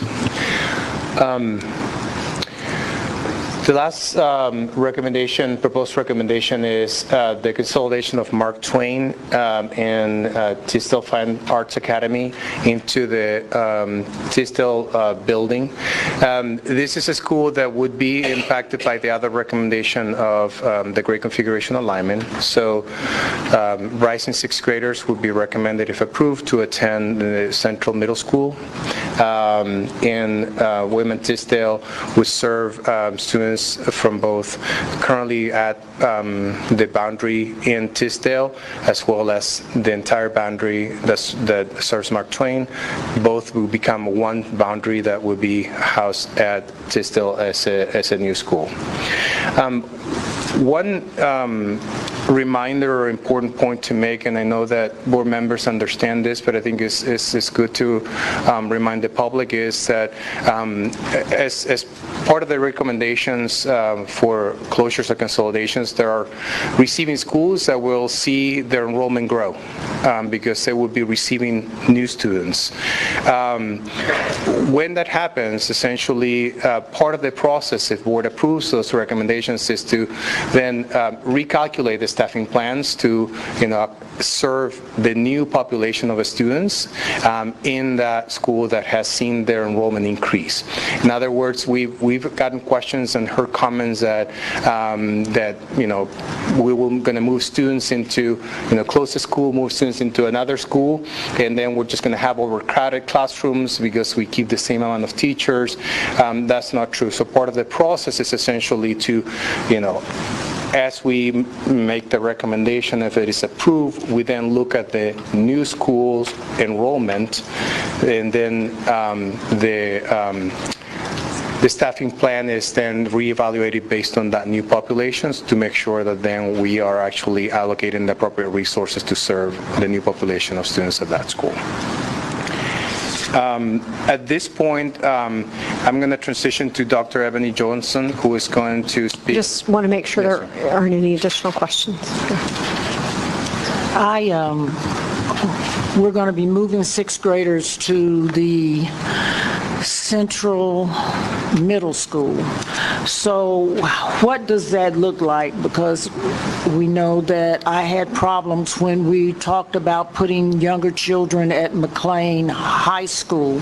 So how are we going to ensure that the younger children are not going to be exposed to older children? They're not going to be in close proximity. They're not going to be exposed in any way, because I don't want to see a train wreck coming. Sure, I can start, and then if you have anything else. I think the main thing I would say about this is we have even more experience now than we ever have with middle school, middle senior high schools and junior senior high schools. And it absolutely is important that we have consistent practices and space design that ensures that students are safe and have a school environment that is conducive to their age level. I do think, though, that it's less about isolating them or making sure that they're never in contact with older students, but rather making sure that that any contact that happens is well supervised and carefully managed. There's actually, in fact, a benefit to having the multi-age schools, and we've seen this because we have multiple schools in the district that are both middle school high schools and junior high schools, in which students have access then to coursework and additional opportunities that aren't just isolated to the grade levels that they're in. And so we absolutely have looked at buildings, and specifically with Central, there is a wing of the building, as you know well, Board Member Marshall, that is specifically available there for the currently junior high that would be then for the middle school. But then there's also some additional space, and I'll have you talk about this, Chief Robles, that would be able to be used for cafeteria space for the older students, which would then make that designation happen for students during the lunch period. Yeah, thank you, Dr. Gies. So as Dr. mentioned, there's, the classrooms would be housed at the wing where currently the junior high is housed, so that would serve and enable the focus for the middle school to be in that side of the building. Part of the work that we would do on facilities actually is there's a space that was historically was the boiler room, that all that was cleared, and it's a very sizable space where we're actually going to look at creating a cafeteria space for the high school students. So then there's a space where they can actually interact during the lunch period, separate from the main cafeteria, and create some, enable the dynamics and the focus on both the middle school and the high school separately. But we do understand that we need to be accountable, and when we start putting younger children where we have older children, we have to be accountable, because I've been in buildings when our accountability just wasn't at the level that we need to be. My next, it comes more as a statement. We're going to be putting the Deaf Ed program at Patrick Henry. I think that's what you said. That's the recommendation. I've had the opportunity to tour the current Wright building and to sit down with those, with teachers and as well as the principal, and just walk the facility. I do want to say that I would hope that we take an opportunity to ensure that we create an atmosphere like what they have, because it amazes me when we look at educators that have committed 30 and 35 years in one building to one program. That is something that is unbelievable in times like this, when you have individuals that they care so much for a program that they stay there, and you have to be able to replicate that to get people to buy in, because our children need that consistency. And unless we can replicate a program like that in the new atmosphere, unless we have a principal, a site leader that is committed enough that that site leader goes and takes a class in signing and knows how to communicate to the students and our parents, because they feel so committed to what they're doing. So I hope that we're taking those factors under consideration when we talk about relocating a program, because we do need commitment like that. It's just important. Thank you, Board Member Marshall. I think you said it perfectly. And yes, to all of that. We absolutely have made sure that both the physical space and the human elements that have to be in place in order to ensure a successful transition pending board approval is there.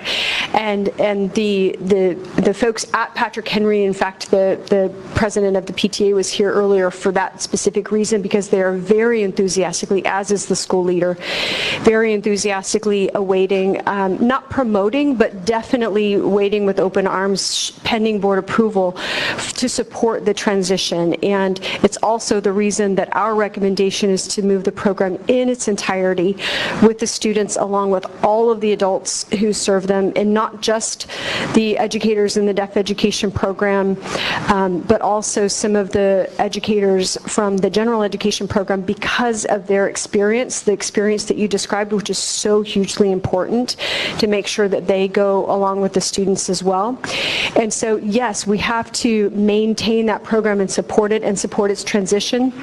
I would actually say, though, in addition to that, we have a huge opportunity to actually then do even more to support the program. And one of the opportunities we have, because of renovations that are set aside at Patrick Henry, and because of new construction that's happening because of the library that's being built, we've heard from deaf educators and want to work even more with them and benefit from their expertise around ways in which the building can be configured to take it to the next level, to take all the years of experience, all the hard work that has gone into the great work that the team is doing at Wright, back to its home, which it actually started at Patrick Henry, back to its home and lift it up in a way that takes the best of what the parents and teachers are doing at Wright, and then make sure that we're doing our job to give them even greater supports, because we believe that the work we're doing is not just a model for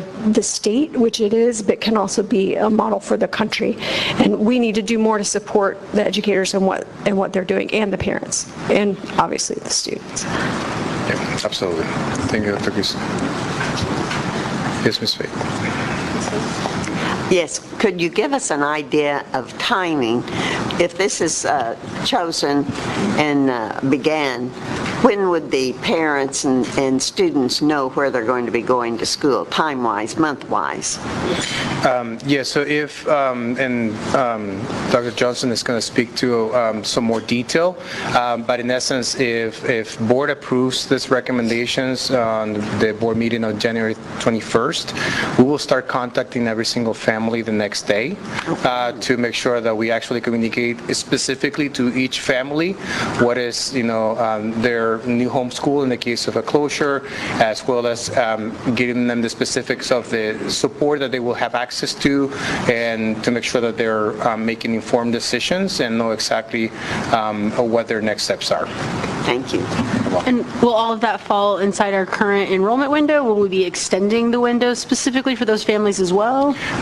Both. So we'll start in the work immediately, so the large majority of the outreach and the work will happen while the window's still open, but also we're going to extend it to make sure that we accommodate and ensure that we get to every single family and they have the opportunity to take advantage of that window open. I have another question. So, in fact, it follows Board Member Fate. She's looking to the future, and I want to look back a little bit and kind of clarify, at least from my own sense of this. At what point were parents in affected schools engaged in this process specifically?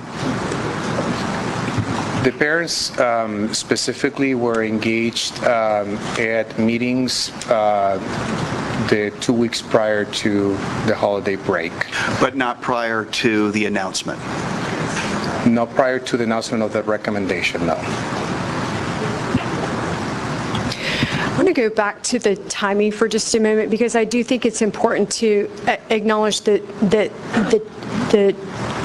date at which we're asking the board to consider these is a direct reflection of the feedback that we've gotten from teachers and school leaders who went through the process previously.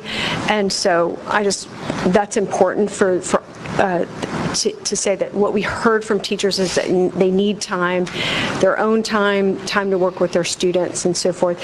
And then Dr. Hosmer, to your point, I would just say that one of the challenges is always that how to, there's always a first time that you talk about something, and whenever you talk about it the first time, people want to know why they didn't know before they knew the first time, and it's an ongoing challenge for us. But I think that in this case, that it was important for us to talk generally about school closure as a possibility, get feedback about that, which we did, and then to use a very clear set of guidelines, which we did and have shared, about which schools, and then to share what the recommendation was so that we open up the conversation in a way that is transparent. So that was our thinking about it. I think that's right. I mean, I totally understand that. There's really no great, perfect time. I have received a number of responses or observations that parents learned of this closure at Wright from television. So I can tell you that we absolutely sent the letter home and were very intentional about ensuring that that did not happen.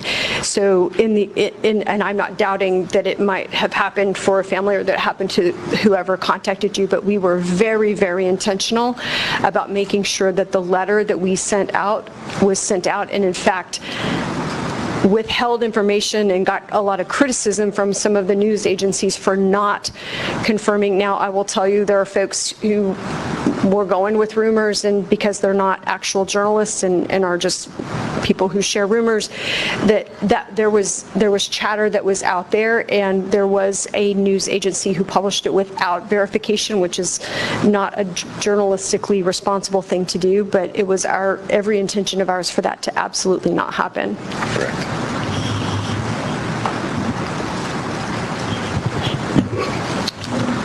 I wanted to just quickly go back to the notion of our middle school, high schools, and junior high schools. On one of our slides, we talk about our urban district and the unique opportunities that we have, and we say we have 10 neighborhood high school and junior high and middle schools and 9 neighborhoods high schools. And in the conversation about, particularly around Central, we mentioned that we have those, but I think it's important for you to name what they are and what high schools include a middle school right now, which is Rogers, Webster, Edison, Central. And, yeah, those are. So those 4? Mm-hmm. So we're doing that now, and I think the important thing that I want to say is challenge the notion that our kids need to be protected from each other. I think by and large what happens is they're inspired, they take care of each other.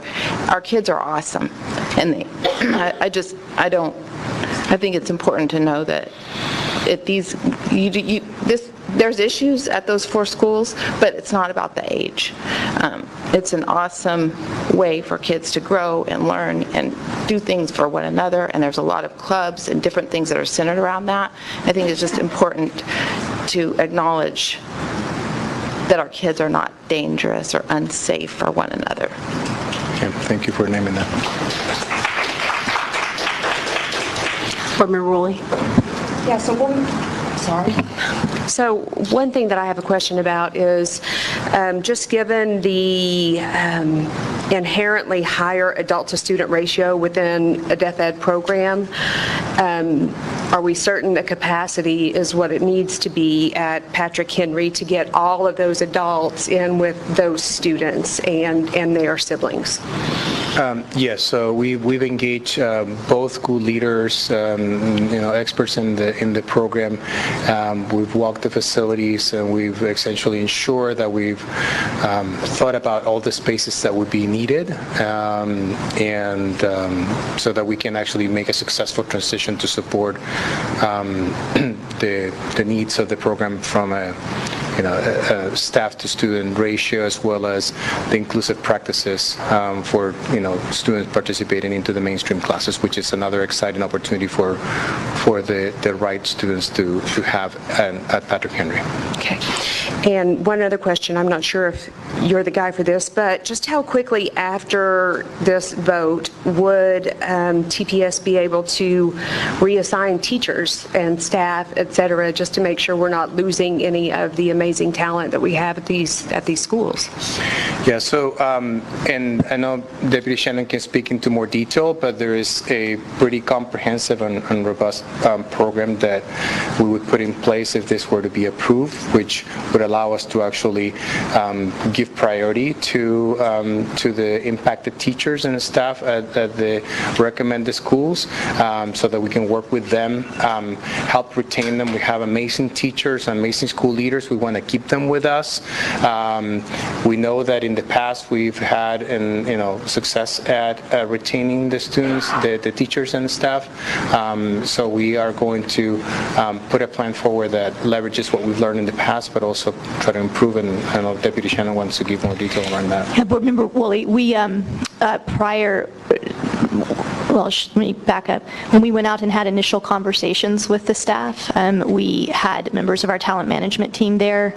They were introduced to both our teachers and our support staff, and we began the process then in preparation for the potential change. The week preceding the holiday break, an email with extensive information went out to each and every potentially impacted teacher and support staff member, detailing the process, and what we are poised to do is to make sure that teachers that are impacted have a kind of condensed application they would fill out to help us understand their interests, where they would like to be, what they want to do, what their certifications are, and there's a lot of one-on-one support planned between our talent management team and the teachers to make sure that we are able to understand where they want to be, work to match them, to give them lots of opportunities to visit the schools that they're interested in teaching at, to meet those principals, and to give them prioritization, if you will, so that we're placing all teachers impacted through these potential changes prior to hiring of or transfer of anybody else or hiring of any new teachers. And then additionally, we're on target, should the board approve these recommendations, to have those teachers placed in April. And there will be kind of extensive engagement along the way. We've already had our instructional leadership directors out in the schools, meeting with staff, listening to them, and again, open lines of communication between our talent management partners and the teachers at the impacted schools. I have another question. And this follows on the questions about the Deaf Ed program. And I had the opportunity to attend the meeting at Wright just before the break.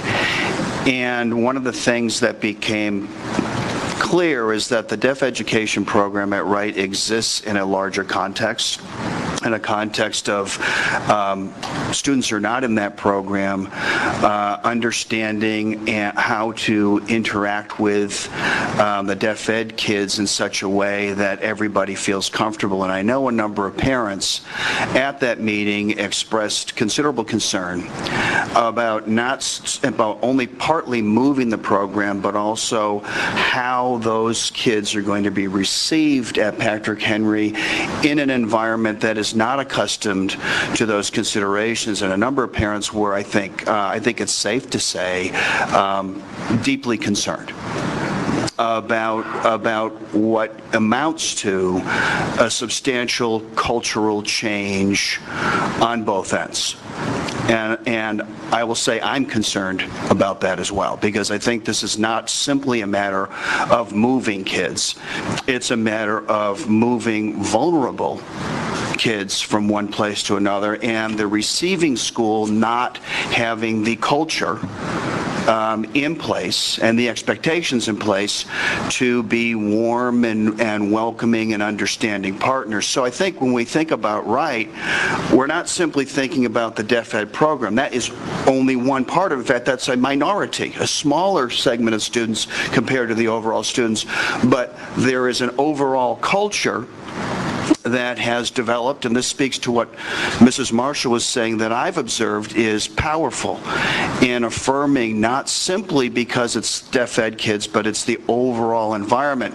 So my concern is that moving vulnerable children from one place where they are understood and welcome to a place that can learn, right? I'm not saying that, people can't learn things, but is not in that place right now, is potentially problematic, at least for some students. Go ahead. Weigh in, and then encourage you to weigh in as well, Chief Robles. We share that concern, as you know, Dr. Hosmer, and have worked and will continue to work with our deaf educators and with the school leaders at both schools and teachers at both schools to make the transition. What you also heard at that meeting, as you and I were there together, is a real commitment on the part of educators and a recognition that a school is not a building, and it's not just the people who are there, but it's everyone who's around them. So as you're saying, it's everyone who's around them. We know that at Patrick Henry, there's actually, this is not a new concept for Patrick Henry. Patrick Henry is the original home of the deaf education program. There are also siblings, and because of its proximity to Edison and the deaf education program there, this isn't this is not new for them entirely. It's not the same, and I'm not suggesting that it's the same, and that's why we're totally committed to making sure the transition happens really smoothly. But it is not the first time for parents, students, or teachers at the school to have experience with students or adults who are deaf or hard of hearing. It's not their first experience with that. It still means we still have to do the transition work that we're committed to doing and working with the educators, and it's one of the many reasons why this timing is so important for us to be able to have the time this school year to do that shared collaboration and work.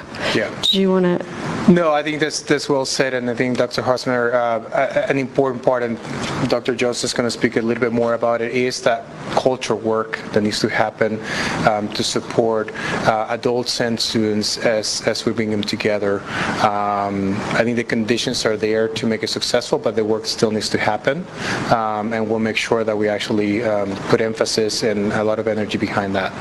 I do want to give one example, again, something that we talked about at that meeting, and I had very positive conversations with teachers and parents afterward, and one parent who's very enthusiastic and came into the meeting a grandparent actually, feeling very concerned, and left feeling very supportive of the recommendation. It was because of this reason, because of the age of her grandchild, very specifically related to this example, and that is that the team at Wright, as I said earlier, has done a remarkable job, and on their own, working together as a team, have created a model program, and we do great work at Edison as well. We have work to do to support them, but there are also conditions that put barriers in their place and make it challenging for them and for the students. And I'll just give one example. And that example and others have to do with the size of the school. And so if I'm not getting these grade levels exactly right, somebody can correct me, but I believe how I remember this right is if we use the rising fifth graders as an example, I believe there are 10 rising fifth graders in the deaf education program. I'm getting an affirmative over there, so I'm going to keep going. And there's one fifth grade at Wright Elementary School. So you can imagine our goal, these students, depending on their IEP, they have different amounts of time in which they're integrated into a general education classroom. But our goal, our commitment, the law also, all of these reasons, we want to engage them in general education classrooms as much as is appropriate for them, given their needs and the resources necessary to support them and so forth. And so you can imagine if you have one class and 10 students, the impact, the ability for those students to be integrated and the impact on the classroom is significantly different when you have 10 additional students that you want to have integrated versus at Patrick Henry where there would be 3 fifth grades. Then you think it's 3, maybe 4 students a class. And what we've talked about is the opportunity then to have them assigned, they have their specialized deaf education teacher, but they also have sort of a homeroom, for lack of a better description, in which their name is on a locker and a desk. They are there meeting kids. They are integrated into that class. They're still spending their quality time with their specialized expert in the deaf education program, but they're not someone who occasionally comes to show up at this class and we're like, oh, you know, what's that kid's name? They're back or whatever. I know that's not what happened, but you know, it's more of like an integration that we, and I know that's not the right way to think about it, but I didn't create this opportunity. These are the educators, but the idea is that they are then integrated from the beginning into the class. I hope I'm not butchering that description of like how the benefit, but again, so the idea is that a larger school then, when we do the work that we need to do to make sure that the culture work happens, then actually expands opportunity for students to be able to still benefit from the experts in their deaf education program, but also to have a richness of integration that the right teachers do, but they do it in spite of the size challenges that make it more difficult for them.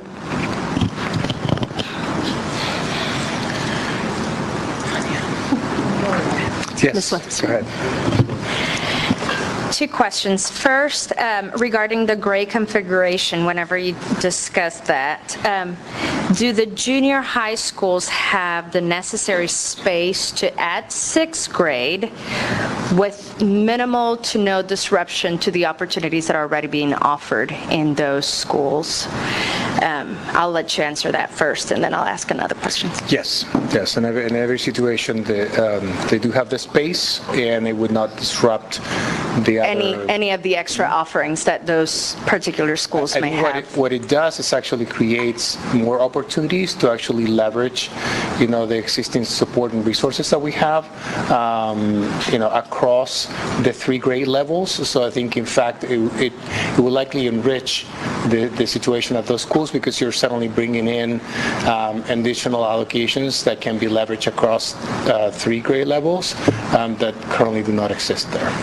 And I would just add, we're working very closely hand in hand with principals as we analyze and draft up plans. So I'm very confident between the work that Chief Robles and his team are doing and the involvement and voice that school leaders have in the process, that there will not be disruption and will actually enhance what's happening in schools. Perfect. And then the last question I have from your presentation, whenever you talked about the considerations related to school closures and consolidations, there's a mention of 3-year demographic trend. Does that mean increase or decrease in student subgroup populations? Like, did you guys look at the trends on the increase or decrease on exceptional student body, or increase or decrease in English language learners? Is that what that means? In each school, demographics of growth in different areas, and so what do we expect? You know, what has happened in the past, what do we expect to see in the future, as well as with the breakout in those areas, as you mentioned, so that we can understand the specific needs that might be expected in you know, with the changes. So it's primarily, if I understand it, then primarily the subgroups, not race and ethnicity. Correct. Okay. As it relates to services, yeah. Thank you.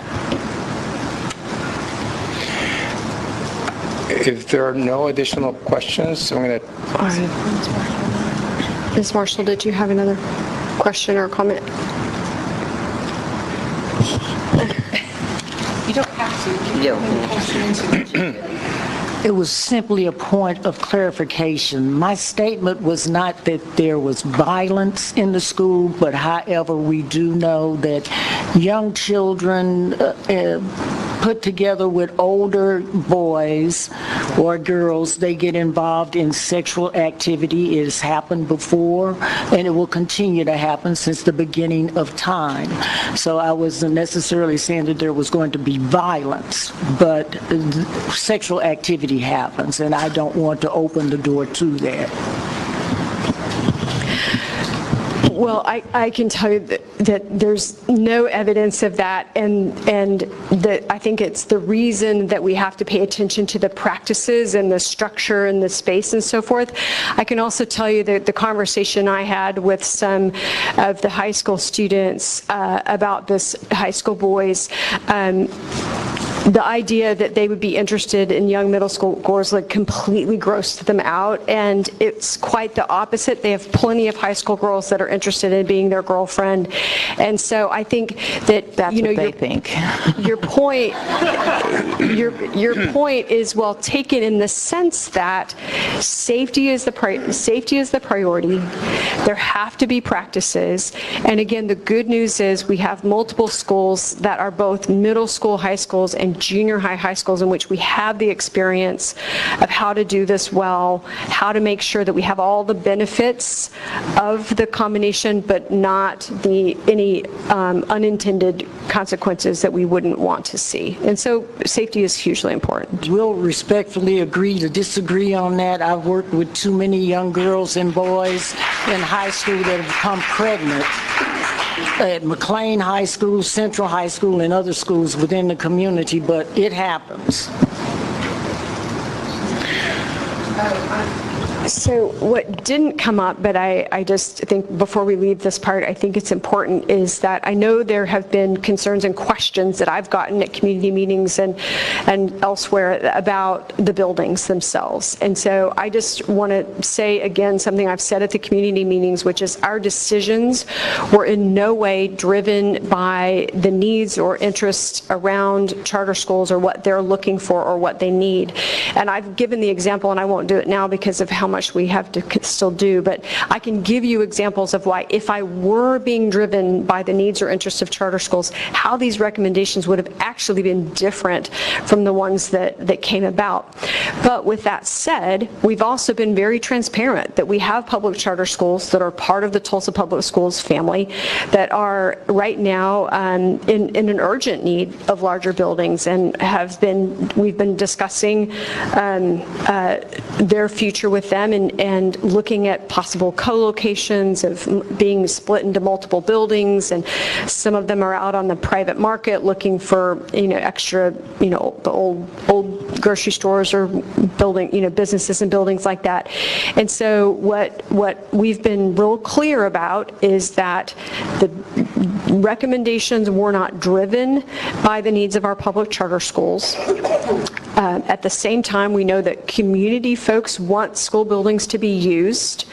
We also know that we have public charter schools that are authorized by the Board of Education that are Tulsa families, Tulsa public school students, and while they're in public charter schools instead of district schools, we want them to be in safe buildings. And so there would be a process pending board approval of all of this, of course, in which we would consider what would happen with buildings, but it was not a driver for the recommendations. And in fact, as I said, if it had been the thing that was being considered, the recommendations would have actually been different from the ones you see before you.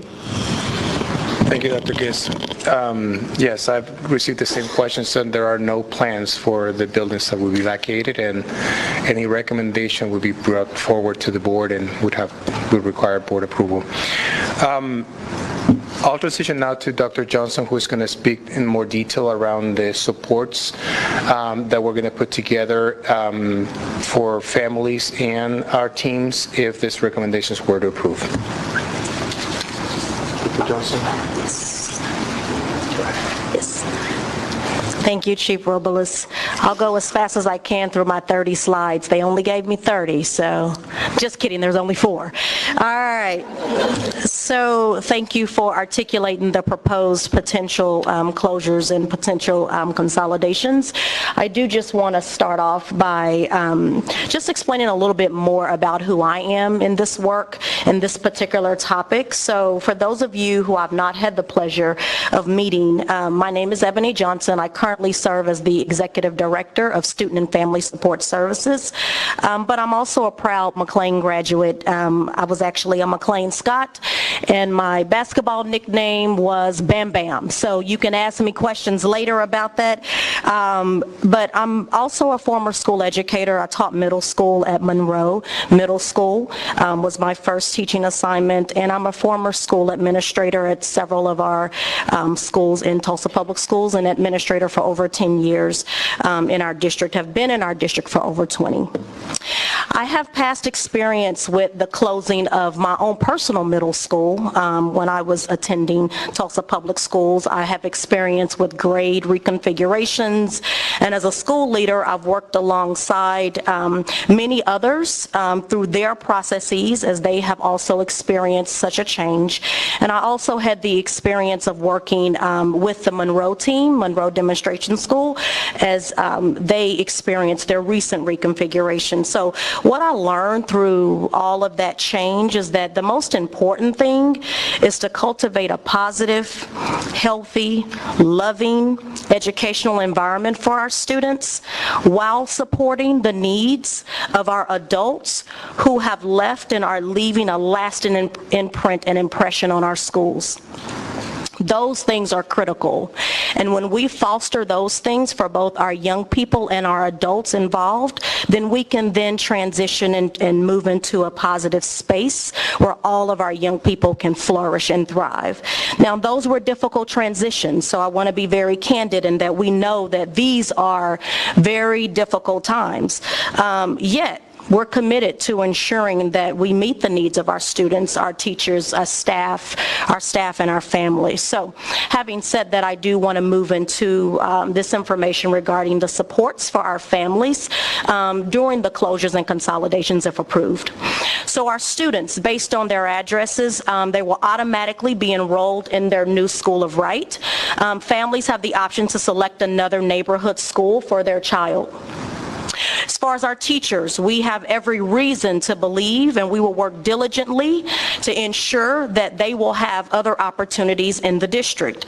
Now, when possible, our goal is that based on teacher preference and the availability of positions, we will make every effort to place teachers with their students. And our school leaders, we do all that we can to retain exceptional talent in our schools, so we will work to help affected school leaders find other positions. So for example, the school leaders from Gilcrease, ECDC, Bunch, and Penn, they're all still administrators in schools in our district. I also just want to give a personal testament that I too have received in my past information that the current position or the position I was in at the time would then expire, and at that time the talent team as well as many others surrounded me and ensured that I knew that there will be other opportunities for me and that my gifts and talents were valued in Tulsa Public Schools. I just believe that those type of supports will continue as we move into the proposed change. Enrollment supports available for families and students at every impacted school. Our goal is that our neighborhood students will be assigned to a new neighborhood school.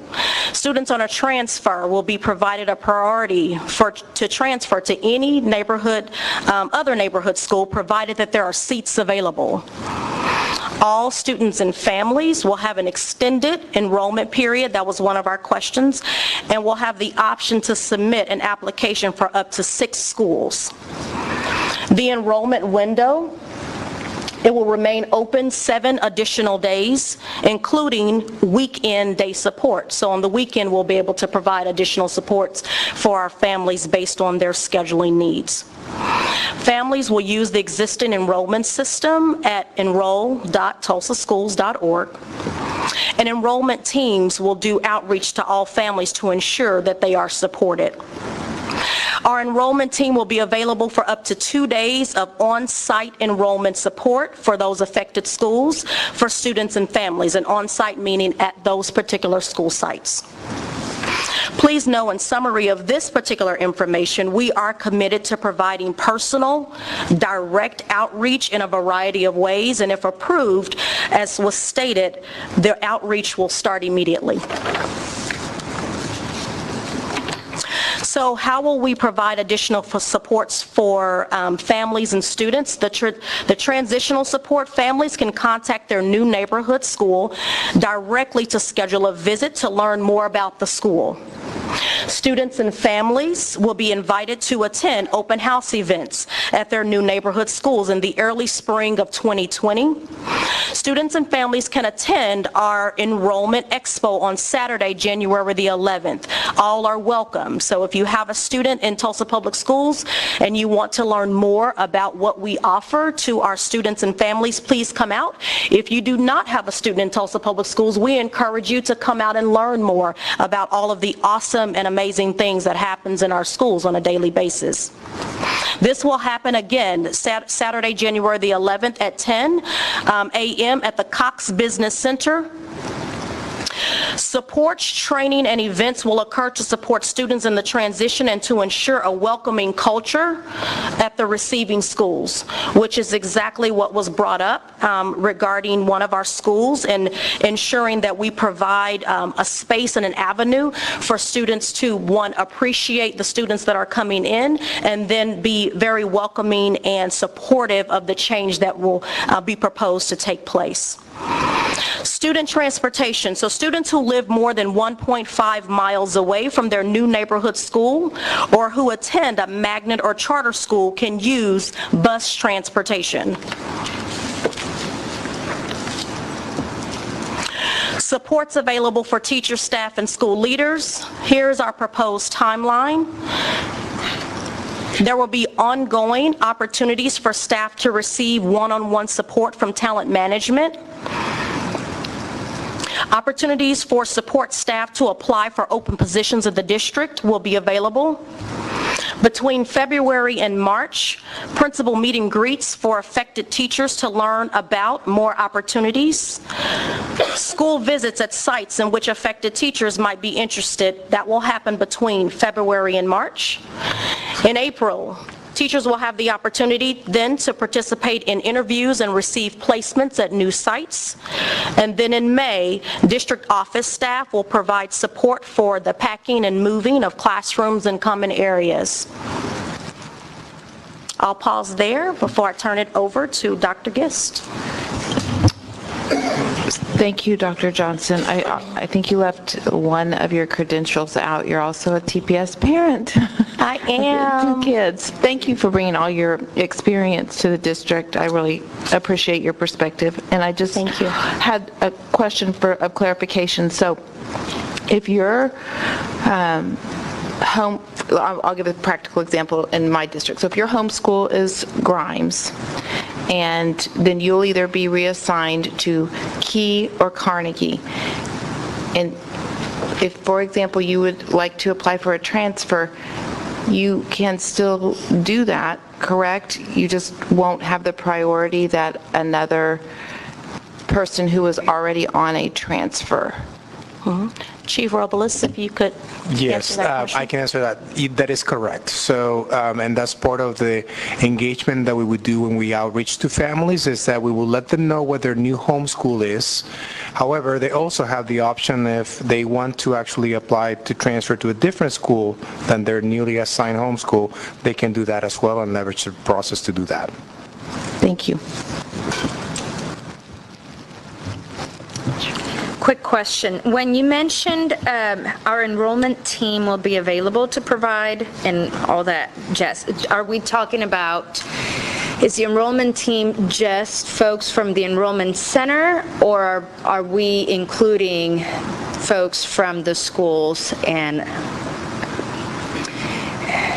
In other words, are we putting more work on the schools to do that and solely on them, or are we actually providing extra bodies from outside of the schools to take care of that? I can answer that, Dr. Johnson. So, Ms. Wester, it would be folks from the enrollment team that are essentially have the expertise to support the families on the system and answer any questions around what is it that they want to do. They would go and be on site up to a couple of times, in addition to being available, as Dr. Johnson mentioned, throughout the window of time. So we were not going to ask the school teams to actually do that work. We would have folks that are experts to go and connect with families. Okay, thank you. Thank you, Dr. Johnson, and I really appreciated all of what you were sharing and the supports, and I want to just acknowledge that we are where we are with our readiness to implement successfully if the board approves these recommendations because of the feedback that we've gotten from members of Team Tulsa, and so that's just hugely important to know that we have heard and listened and learned.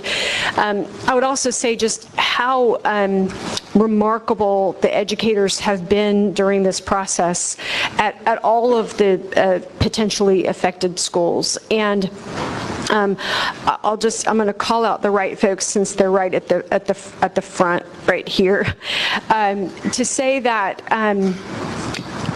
I was asking about the students, and we have parent leaders and teacher leaders and here with us tonight, and I was asking about how the students were doing, and I don't remember who it was who responded, but the response was essentially, and I'll paraphrase this, something along the lines of, our students are doing great through this because we're going to make sure that they do, or something along those lines. The idea was that basically, like, it's our job as adults to support our students and acknowledge as professionals that they're going to take their cues from us.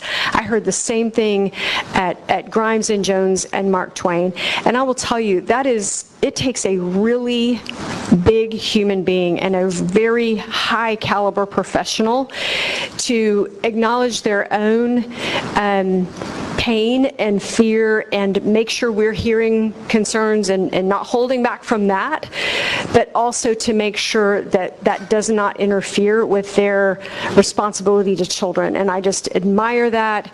I appreciate that. And I just wanted to acknowledge that we can talk about the supports we're going to provide and that we will to the teams of all the affected schools. And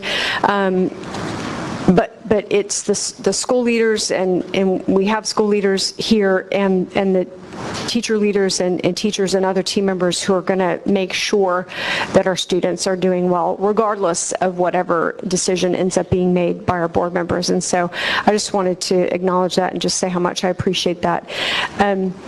So you've seen this slide. I went over it at the beginning, and you also heard Danielle Neves talk about different components of this, but we wanted to come back to it. And before we wrap up and move into the items themselves, wanted to come back to it and just touch on this again, because this Shaping Our Future was not just a cutting exercise. It was truly a way for us to make sure that we're being clear about how we're going to manage the structural deficit, because we cannot, that is something that is confronting us and we have that responsibility. But also, what does it mean for us as a district? Who are we? Who are we now? Who are we going to be? And how do we make sure that this is what folks see when they see and experience Tulsa Public Schools, and to be super clear about that when we're out there and implementing both any changes that happen from these recommendations, but also new initiatives and continuing initiatives that are taking place in the district. We're looking forward to our school expo this weekend. It's a great example of putting our best foot forward and helping our neighborhood schools put their best foot forward in terms of being folks knowing what they have to offer, and they have much to offer. So there we are. And if we'd like to have additional discussion, I believe we have a slide for that. But It's our favorite slide, but I do believe that we've had a lot of discussion. So if there aren't any other questions, Madam President and board members, that concludes our staff report for tonight. I do love that slide, and we could discuss that slide for hours. But yes, unless there is anything else that you feel the urgent need to say, let's get back to our page. Okay, that brings us, yes, we're good. That brings us to the much anticipated information agenda. Before I turn this portion of the meeting over to Superintendent Gist to present the information agenda, I would like to address the speakers who have signed up to speak this evening. If you have signed up to speak on one agenda item, we will call you up prior to introducing that item. If you are a speaker and you've signed up to speak to multiple agenda items, I will call you up now and ask that you address all of the items at once. And if it's okay with you guys, before the item, there are 3 items that you all have signed up to speak to this evening. If it's all right, I will just call you all up. And there are some chairs sitting underneath the screen over there, if you wouldn't mind sitting there. That way we can cut down the commute time. How many multiple? Sound good? There are 3 sets of speakers, 5 being the largest number. So there are 5 chairs, we should be good. Sorry, math. Okay, yes, so Mr. Huffines, you, sir, are up first. Thank you. Peace. Yes, peace.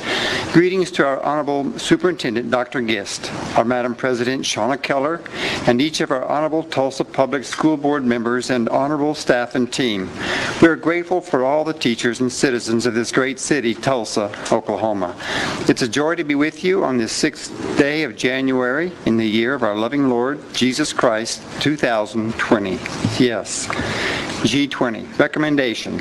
In order to provide students and staff with access to exceptional learning conditions, capture financial savings, and establish a more sustainably sized elementary school for the students living in the enrollment area of Wright Elementary School, the district will, upon board approval, close Wright Elementary at the end of the 2019-2020 school year.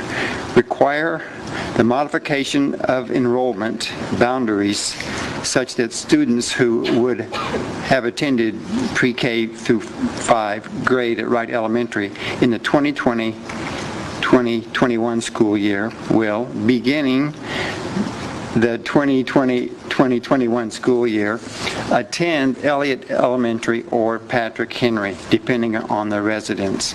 Rationale, in part, to ensure sound decision-making, our portfolio guiding principles articulate specific criteria to be considered when deliberating the closure or consolidation of our schools. We will provide support for families who wish to consider other school options in the district.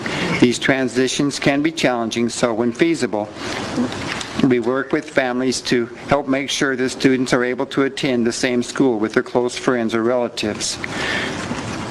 Now, I appreciate the interest here in sound decision-making and for their strong desire to help the students and families make this potential transition. G21, recommendation. In order to provide students and staff with access to exceptional learning conditions, right there. I would like to express gratefulness for Dr. Gist, Madam President, Shauna Keller, school board, staff, and team for desiring, to the best of their ability, to provide students and staff with access to exceptional learning conditions. Thanks to each of you. G23, recommendation to capture financial savings and to ensure that students learn in a high quality and appropriately sized facility. Rationale, the basis for this decision aligns with our portfolio guiding principles. I love the way you all are interested in our decisions aligning with guiding principles. May we continue to bring attention to God's Word, the Holy Bible, as being our premier guidebook of principle. Rationale continued. We also provide support for families who wish to consider other school options in the district. These transitions can be challenging, so when feasible, we work with families to help make sure that students are able to attend the same school with their close friends, or relatives. I love the way TPS appears to be doing all they can for as far as it lies within their ability to help these possible transitions flow smoothly. And Holy Spirit, we welcome you to lead and guide us through all this. G24, recommendation, discuss and adopt the 2020-2021 staffing plan that provides for the distribution of staff to each of the district schools. The staffing plan allocates instructional, administrative, and support personnel to provide a quality learning experience for each and every student. I'll say, may we provide or encourage the Gideons to put a Bible into the hands of each student and teacher. And speaking of a quality learning experience, may we allow our awesome teachers space to pray over students during class and to read scriptures as he or she chooses in order to help students have a quality learning experience. So thank you for your excellent leadership. God bless you all, and we might remember that the preamble of the Oklahoma Constitution states and refers to invoking the guidance of Almighty God. So, Lord, we do this in the name of Jesus. Thank you all. Thank you, Mr. Huffines. Dr. Gist, back to you for the rest of the information agenda. Thank you, Madam President. We have a few items that are not related to the staff report, and then the ones that are those information items. And so I would just encourage our team members to move quickly through those. At this point, I usually describe the information items, but I think you guys know that they will not be acted upon tonight. So with that, I'm going to turn it over to Deputy Superintendent Shannon for items G1 through G3. Thank you, Dr. Gist. President Keller, members of the board, item G1 is recommendation to approve a memorandum of understanding between Phoenix Rising Alternative School and the Arts and Humanities Council of Tulsa to have a collaborative exhibition for the art students in the art photography classes taught by the TPS art teacher and the photography instructor provided by artists in schools. The Arts and Humanities Council of Tulsa will host the exhibition of student work beginning May 1st, 2020, culminating with additional work added thereafter. There's no cost to the district, great opportunity. Item G2 is a recommendation that's routine, enter into an agreement so Booker T can have pictures at their senior prom.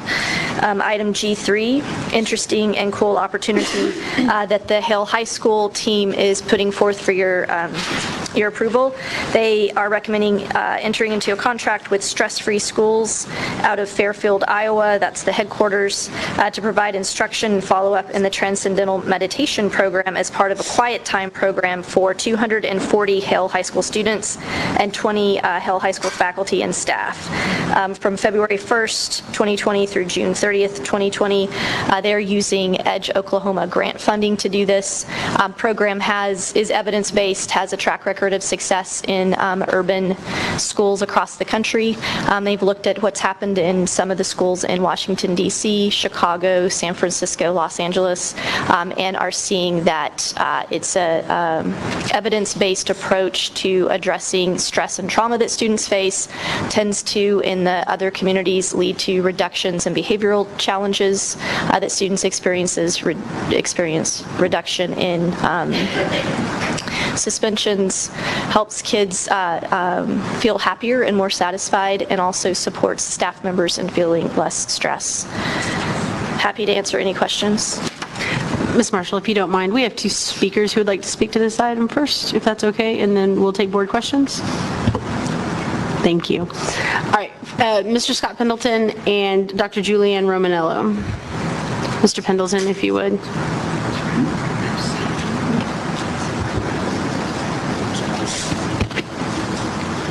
Can you hear me? Okay. I'm Scott Pendleton. I'm a candidate for Brian Hosmer's seat, District 5. And first of all, Dr. Gist, my best wishes. So we have before us this proposal to spend $140,000 to provide transcendental meditation to 240 students and 20 staff. Wait till the legislature hears about this. You complain that they've cut your funding. I think they're going to conclude that they didn't cut it enough. There's a taxpayer. I mean, could the timing be worse for this? I mean, tonight we've been through this whole traumatic discussion of the realignment and the need to save $20 million, yet we want to spend $140,000 on transcendental meditation. This is grant money, right? This is grant, yeah. You tell me you would not have proposed this if it was our money. Am I right? I mean, well, but whether or not, even if it's free money, that's no excuse for wasting it. The benefits supposedly are relieving stress and enhancing cognitive function. You know, you really don't need transcendental meditation for that. If the kids need to chill, you can just dim the lights and let them take a nap. In any case, it says right here the kids don't have to participate. And you know that many won't, and then you are really wasting your money.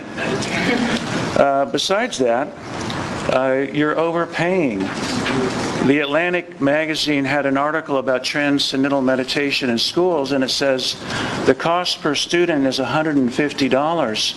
You're proposing to spend 3.5 times that. Why? Did you not get enough bids?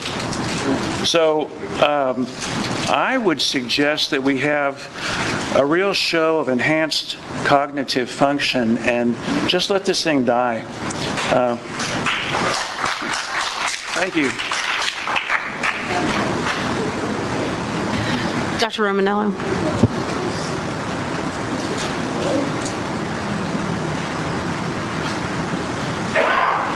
Good evening.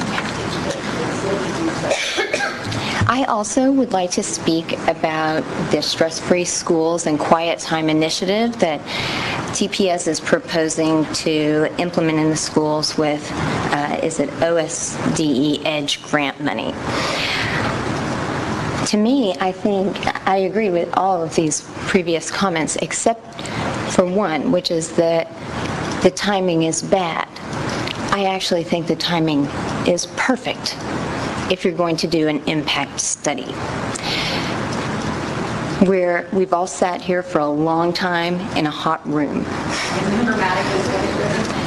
We're talking about children who will be removed from their schools that they've been at, teachers who will be moved from their schools. We're talking about students who we already know that our district has a large population of traumatized students. Kaiser Permanente has done, it's issued white papers about whole communities being traumatized, which of course it opens the way for doing trauma studies and collecting data on social emotional learning. Complex trauma. So right now we're going through a period of trauma and we're proposing to do this quiet time program to calm the behavior of, let's face it, you know, students who are in probably adverse circumstances anyway. I wrote a controversial article for the New Tulsa Star about George Kaiser's social impact philanthropy. I will not go into the details of that, but I will tell you that West Ed, which is funded by George Kaiser Family Foundation, supports this kind of study. It supports further research in looking at how quiet time programs can make our school environments safer, to make the kids behave better and be more manageable. I don't think that that's the business of a school district. I think we should be concentrating on teaching them subjects, making sure they know how to read, do math, not in strange ways on ed tech that mines the data,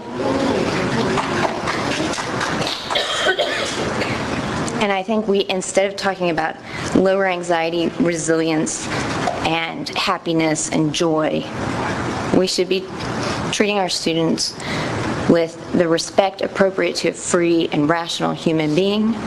We need to talk about their learning outcomes, and we need to talk about teaching practices. And I think that it is, I think it's a terrible thing to mine kids, poor kids, kids of color, poor white kids, rich white kids, middle class, anyone.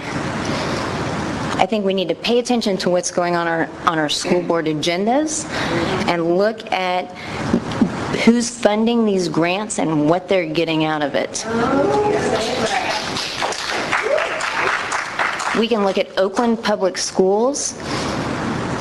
Oakland is going through the exact same thing that we're going through. Austin, Texas, Houston, Dallas, all over. We need to wake up.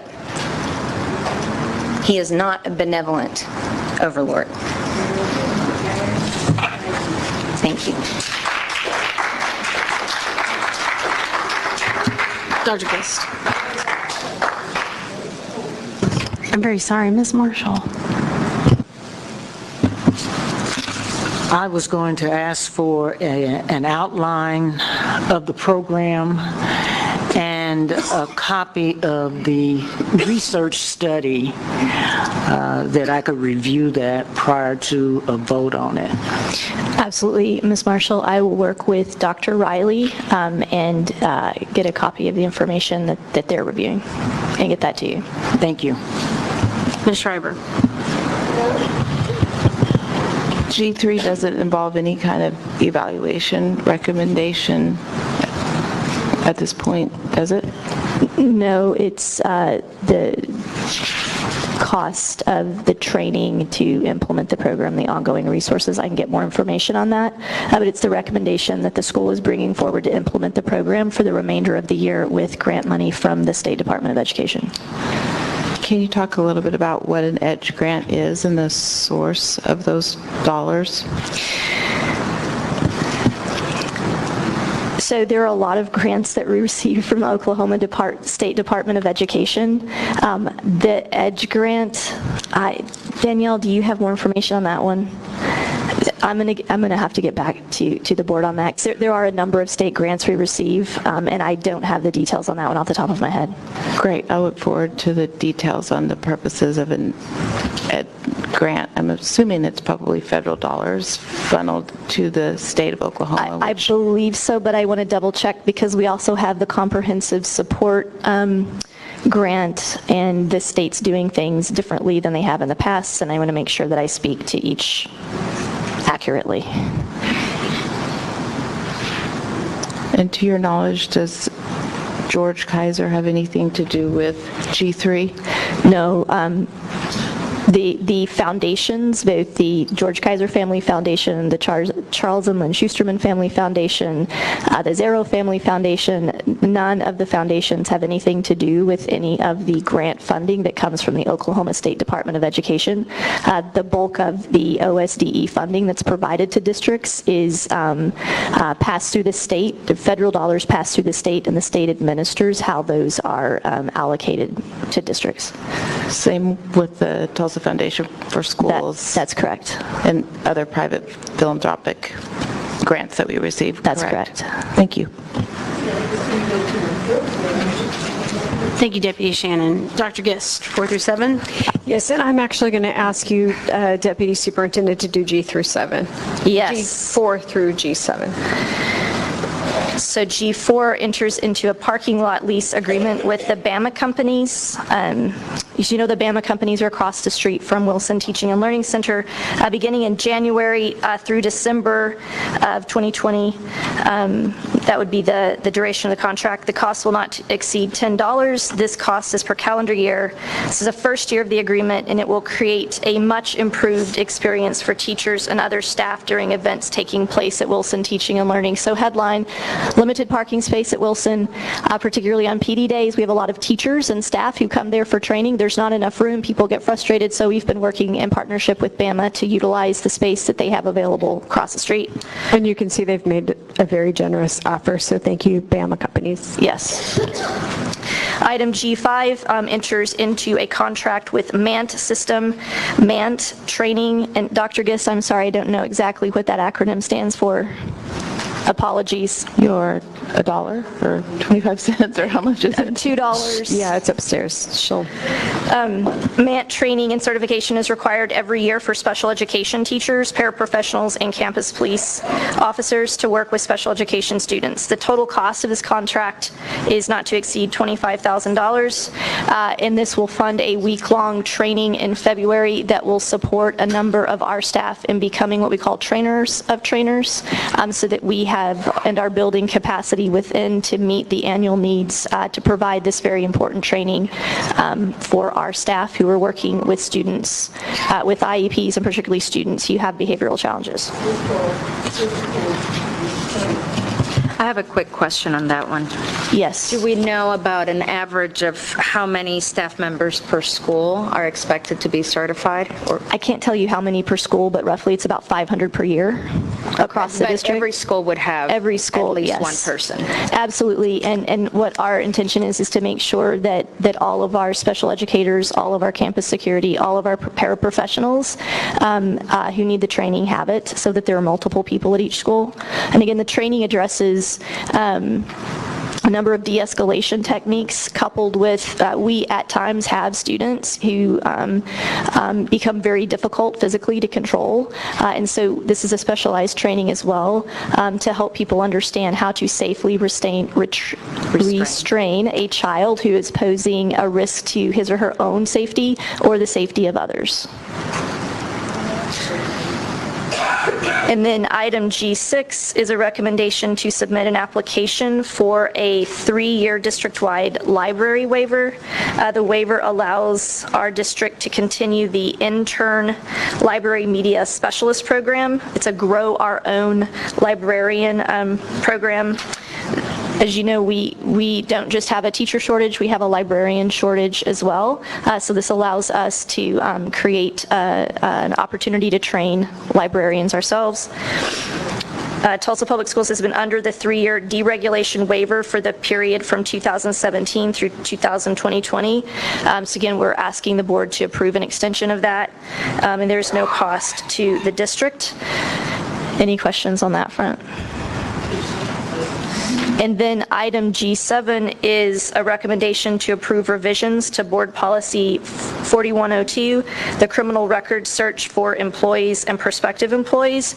And I'm going to ask my colleague and our General Counsel, Jana Burke, to provide any further detail on that and answer any questions you may have.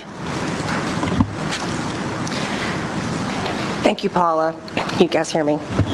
It's been a long night. We conduct, as you know, a thorough national criminal history background check of all prospective employees. Policy 4102 is a longstanding policy of the school district.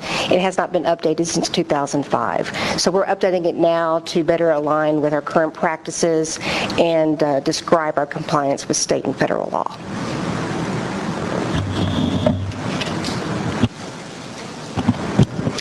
Okay, any questions about those? Moving on, G8 is a routine item about booster clubs. I'll keep going unless there are any questions. That's a regular item that we have to sanction those groups according to board policy.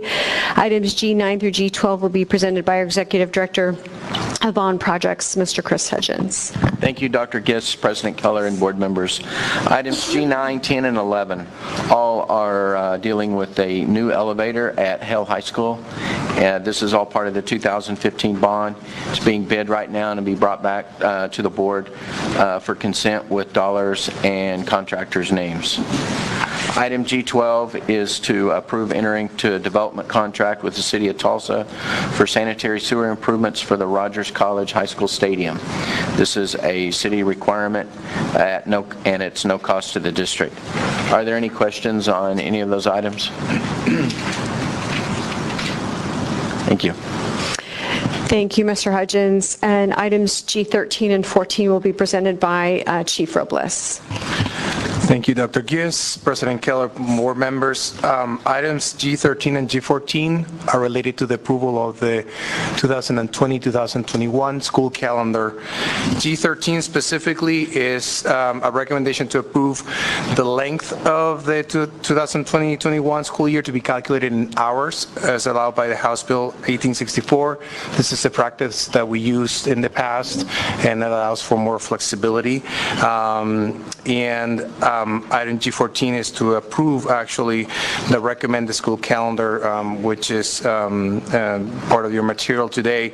There's a calendar committee that essentially put forward this recommendation that had representation of teachers, parents, our support staff, union members that essentially made the recommendation for this calendar. It meets the requirements around professional development and parent-teacher meetings. The idea here is that we are continuing to leverage the reduction of short weeks as we did for this year. Even though we are only halfway through the year, there's early data that confirms that there's some benefits on attendance by reducing the number of short weeks.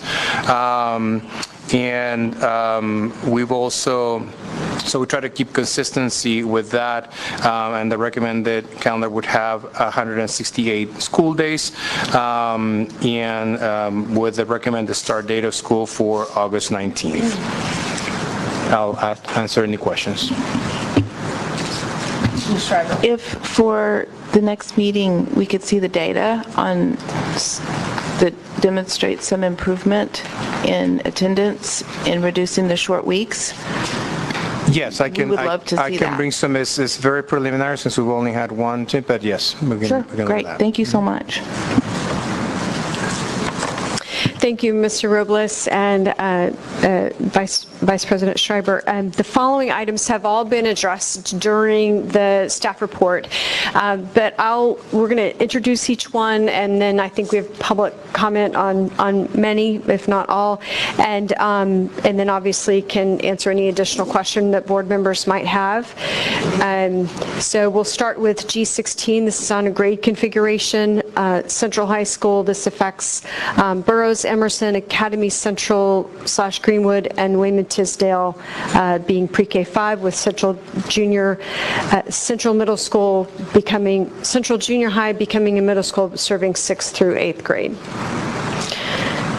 Any additional questions?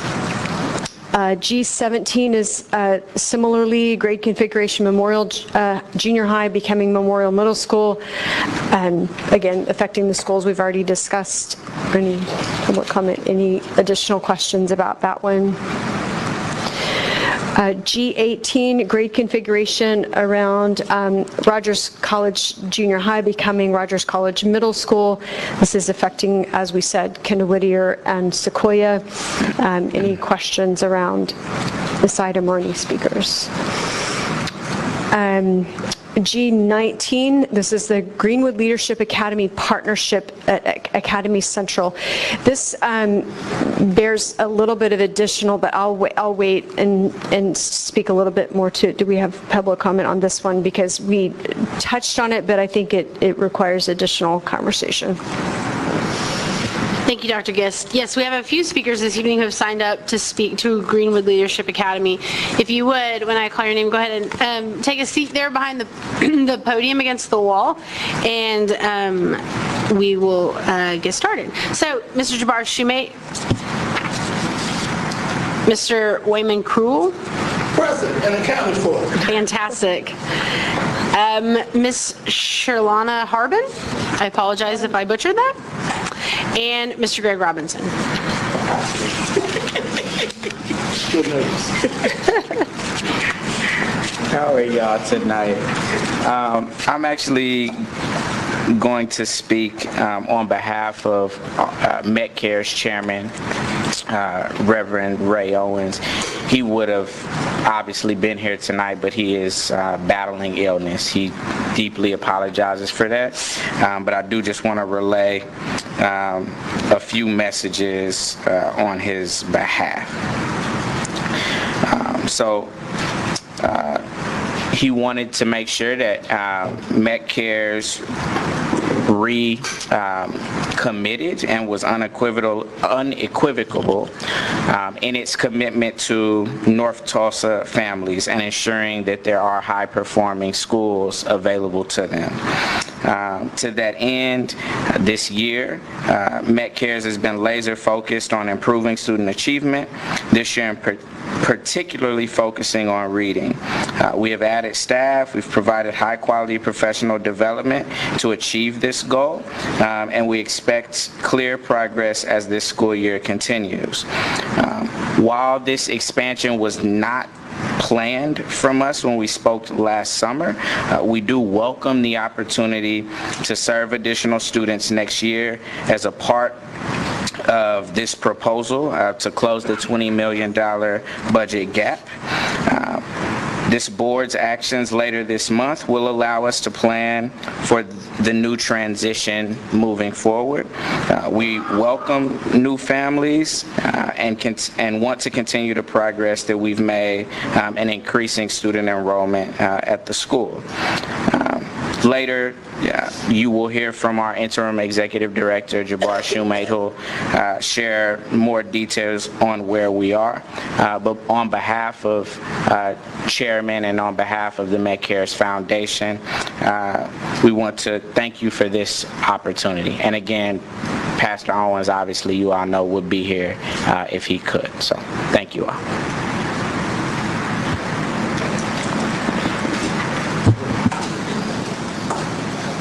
Good evening, board. My name is Wayman Cruel. I'm an ex-educator from the state of Washington, and I have a first grader in Greenwood Leadership Academy. And I am pleased because he is learning. The school is strict but fair. And Dr. Gist, you can't go wrong. I think that's how I pronounce your name. But let me tell you about the staff. Teachers are brilliant. Now, they've only been open for 3 years. And I'm going to tell you like it is, because I do not hide any punches. This is a school where you want your child to go to. Simple as that. So, but we're going to need your strong support. No question about this.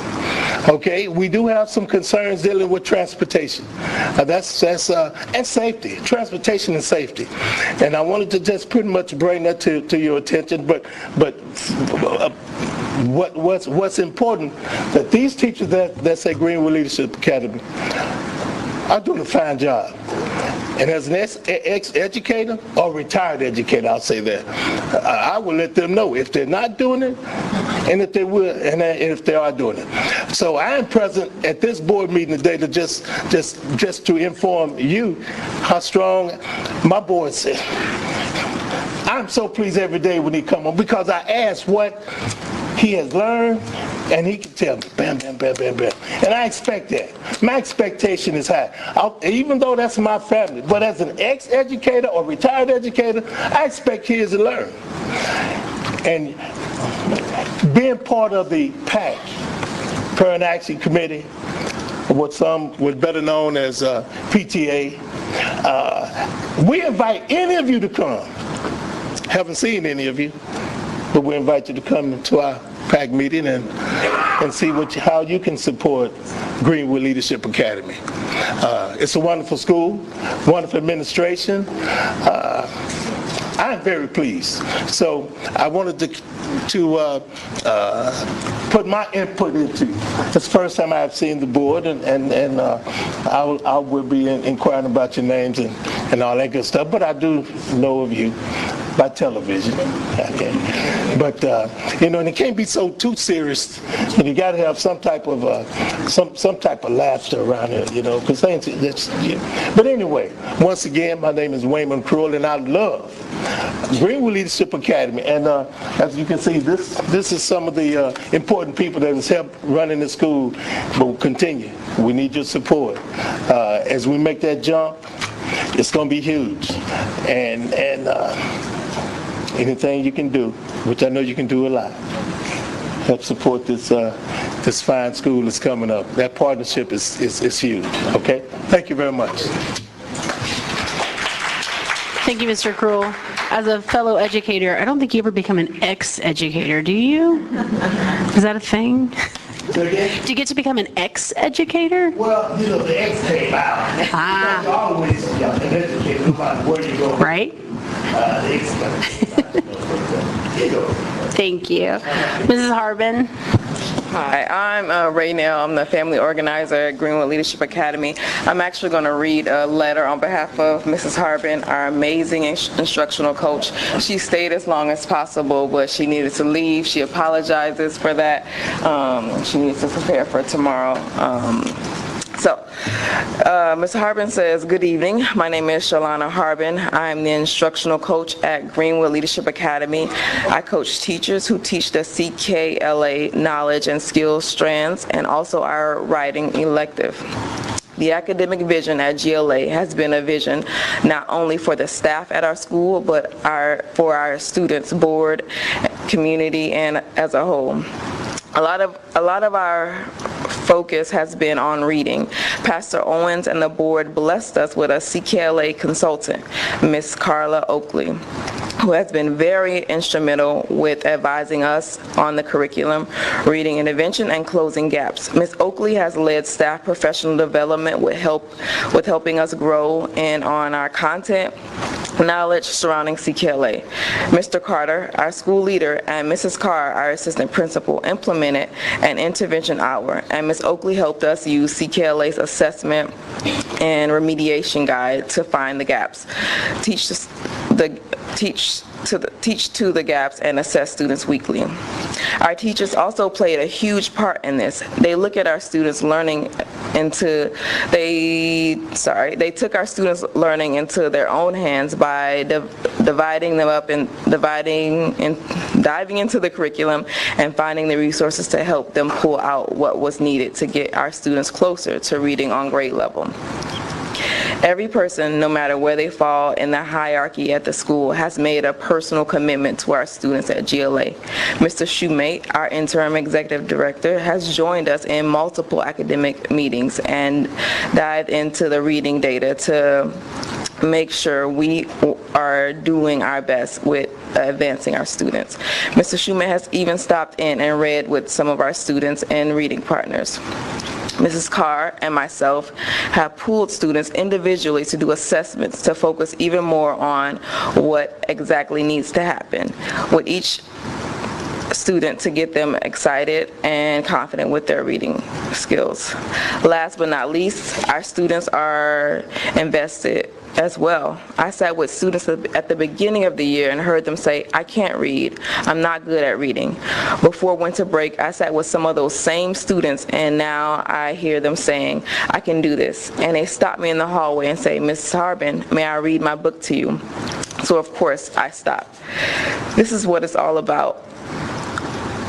Are we where we need to be? Not at all. Do we have work to do? Yes, indeed. But I'm a huge believer in how a mindset can change a life in more ways than one. Thank you for your time, and I look forward to continuing to work at Greenwood Leadership Academy. Thank you. Mr. Shoemate. Good evening. I know the hour is late, and I just want to thank you as a board for taking the time to listen to us. I know you have some critical decisions to make for our district.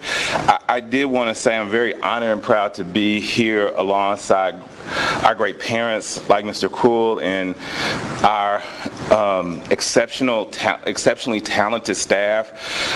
You heard about Ms. Harbin, who lives in Okmulgee and drives every day from Okmulgee here and back, and was here tonight, and Mr. Krull, who'll be the first parent in the parking lot in the morning, not just making sure that his first grader is in our school safely, but that all kids are in our school safely. And that's just the environment and culture at Greenwood Leadership Academy. Since our last opportunity to visit with you, we have been able to really internalize and think about the feedback you gave us since the last time we presented to you, and I'm really excited to say we have had a laser focus on academic achievement and student performance in that time. Toward that end, we invested in hiring a Ms. Harbin, an instructional coach that every day makes sure our teachers walk into the classroom really ready to develop those teachers and push them in classroom management and push them and challenge them to be more rigorous in their approach in our classrooms. I'm very proud to say that we've developed a clear path to success and thought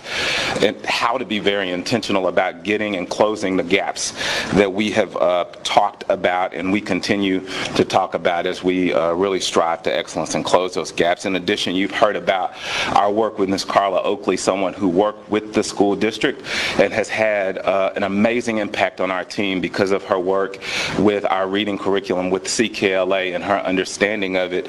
She's been able to work alongside our instructional leadership team to see great success. We're building muscle in the areas of solid instruction in our building, and we're preparing our students and getting prepared with the mindset of thinking about how to push them towards excellence and as well think about how we can overcome some of the challenges we've had in the past.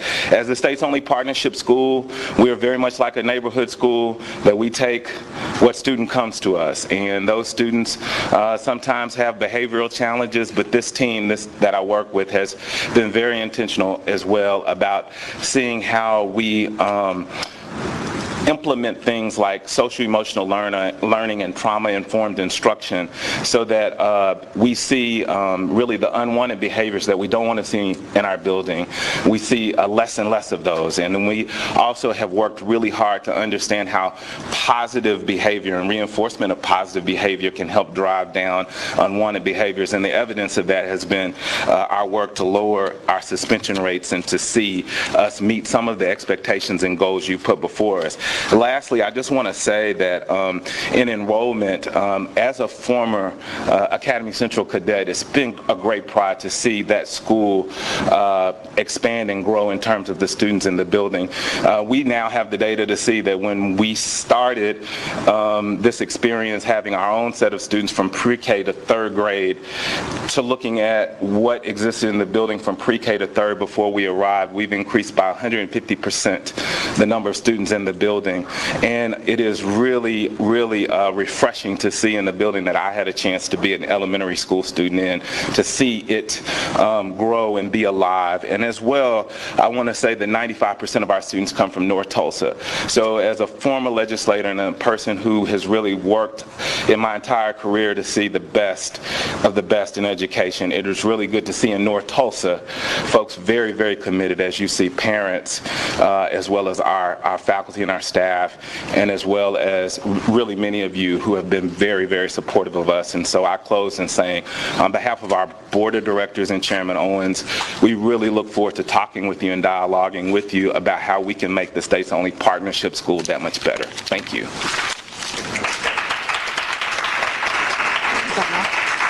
Thank you, Senator Schumate. Dr. Gist? Yes, so I just wanted to give a little additional context here, and I know the board knows this, but I just want to make sure everyone understands that the recommendation here is coupled with the recommendation that we've discussed previously.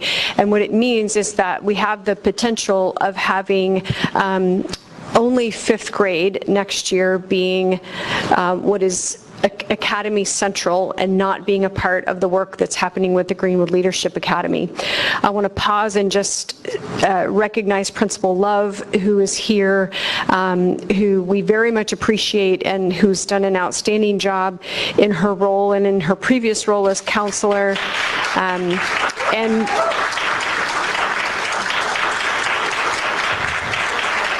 And in her partnership and collaboration with the co-location there. But what this would mean, potentially, pending board approval of the recommendation, is that we would have Principal Love with about 50 students and just a couple of teachers. And so because of the planned expansion, this is a recommendation that then adds one additional grade for that expansion, which then closes this out.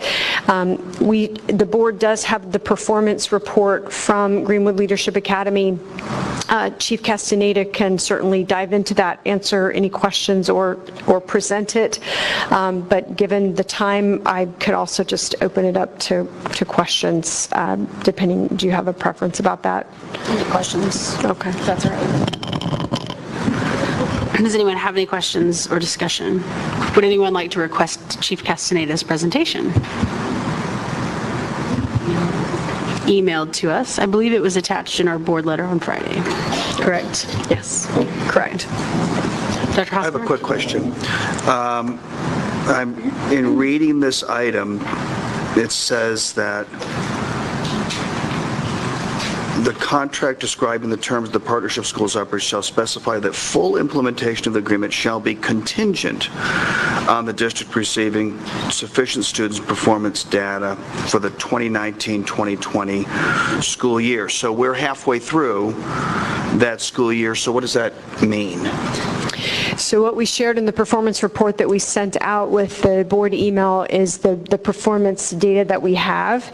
And I think that what it means is that we have data that shows us that not only has the school achieved the enrollment increases, seen improvements in attendance and improvements in student behavior and a decrease in suspensions.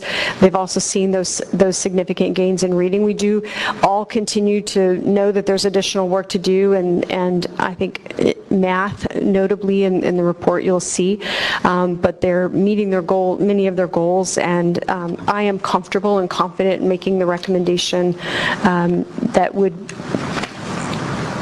be, again, adding one additional grade level. It's not about, it's one additional grade level. It's not about only the 1 year of growth. That would be. Ms. Marshall.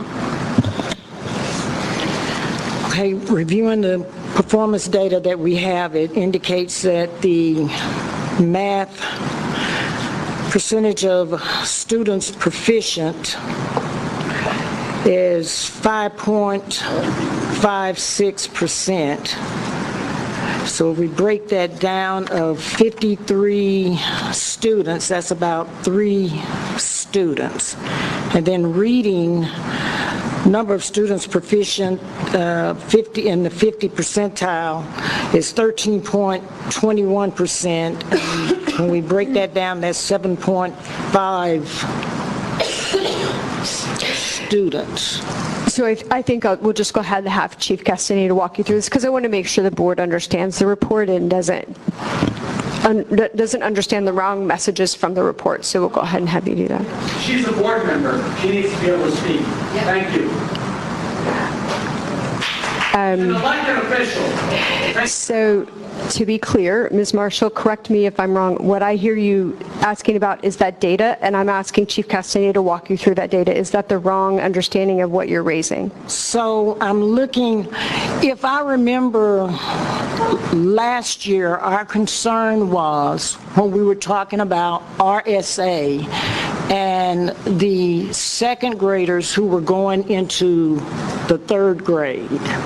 I think we raised the question as to whether or not the second graders were going to be prepared to pass the RSA test and whether or not they were going to be put in position of retention, having to be retained because of whether or not they were just going to be academically prepared because of the past scores. So what I'm saying is we're looking at these scores. Some of these scores are past scores, and what we ask for is to be able to see current scores. And what we're doing tonight, we're bringing GLA prematurely before the board. They wouldn't normally come before the board until around June, correct? Correct. So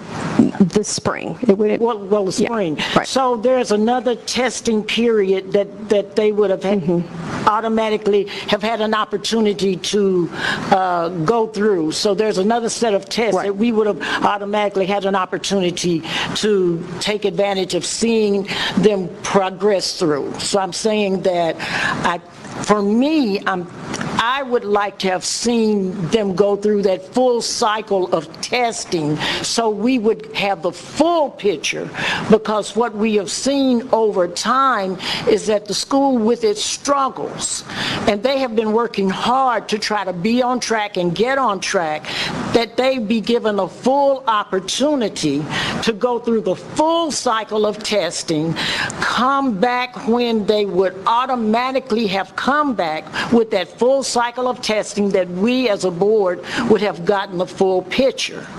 And then we would vote on it. And rather than a premature vote, because I never want to set the school up for failure, I don't want to set the students up for failure, and I don't want to set the district up for failure. Thank you, Ms. Marshall, and I appreciate that. And as a member of the Portfolio Committee, Ms. Marshall is fully aware and has actually asked and requested this data. So I want to be really clear, Ms. Marshall, that as an elected official, our responsiveness to you has been significant. In fact, the report that the board members received, the Portfolio members specifically asked for some of that cohort data and the RSA data that you and Board Member Woolley and the committee chairperson, our vice president, have requested. I do feel like there's some of that data that is important for Chief Castaneda to address, because I want to make sure that the description of it is accurate because of what I heard you share earlier. And then I also, Ms. Marshall, want to respond to the concern that you just raised about the Reading Sufficiency Act. So I'm going to turn it over to Chief Castaneda. Well, before I do that, let me just say that we really lean into thinking about the balance of the timing and the data and the needs of the students and families. And so there's a rationale behind why we're bringing it to you now, and I'm going to ask Chief Castaneda to address that as well. Madam President, members of the board, and especially Member Marshall, with your specific questions. So I think first the place to jump off on is, I think, the question of timing. And there obviously is this important connection between this recommendation, which is the expansion of Greenwood to allow them to serve PK through 5 next year, and our broader Shaping Our Future recommendations, especially around the transition of a 6th grade into Central. I think the thing that's really important about this moment is that with this recommendation, we're actually asking the opportunity to provide Greenwood families, Academy Central families, and all other interested families the same amount of information about the schools that are available to them, the grade spans that are available to them, and the broader options as we are providing through the rest of the process. So that is an urgent issue around family access to information and ability to engage in a broader decision-making process around their school choices. A second important issue around this is that this is one of many of the building blocks of our overall proposal that you guys have heard in some detail tonight.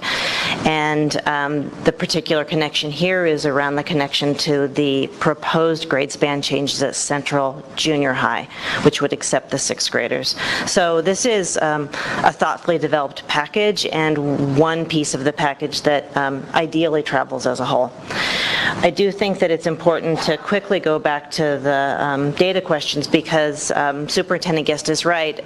Some of the data that's included in here was specifically requested by the Portfolio Committee to be able to go a little bit deeper. To clarify Member Marshall's concerns about proficiency rates, she was correctly citing some of the data in the report, but it actually was specific to one cohort, so I want to pull up one level and just share with you that proficiency rates for Greenwood are in math and reading are actually exceeding all of the comparable elementary schools in the district. So while there is always more work to do, the school has responded quite significantly to your annual expectations that they improve. Now, in a small school, you can see differences between different cohorts, and any teacher will tell you that this happens. There are cohort effects. And so the data that you were citing, Ms. Marshall, was actually specific to third grade. And if we look at this as an average, we see that the reading proficiency rates for Greenwood are a little over 30%, and math are a little bit over 25%. Again, more work to do, but exceeding, and in some cases dramatically exceeding, the comparable elementary schools. I think that the other issue that I want to raise for you around timing and this very rational request that we think about additional data is that to wait for the next data point will mean to delay this item after the rest of the package benefits from your consideration. And we always want more data, and there are moments when we must wait, and there are moments when we must think about the implications for the broader picture. Here, I think we have a school that has posted some of the highest attendance rates in the elementary school category, has dramatically reduced suspensions so that they are now amongst the lowest. As you heard, they have nearly doubled some of their elementary school cohorts, their grade cohorts, while still maintaining an over 90% success in the catchment of the Academy Central area. They've already at this initial point with just the fall test data met 3 of the 4 performance requirements that you set forth for them, and in some cases met them with ease. So taken as a whole, I think this is a complex moment, but an important one to look at from the higher altitude of, are we sure? And the answer is, we're confident that this school is ready. What are they doing to be ready? And they will benefit greatly from the timing here, which will enable them to do recruitment and prepare for not just the 4th grade, but potentially the 5th grade as well. And why now, which is that this is part of our broader package, and the entire community benefits from early clarity.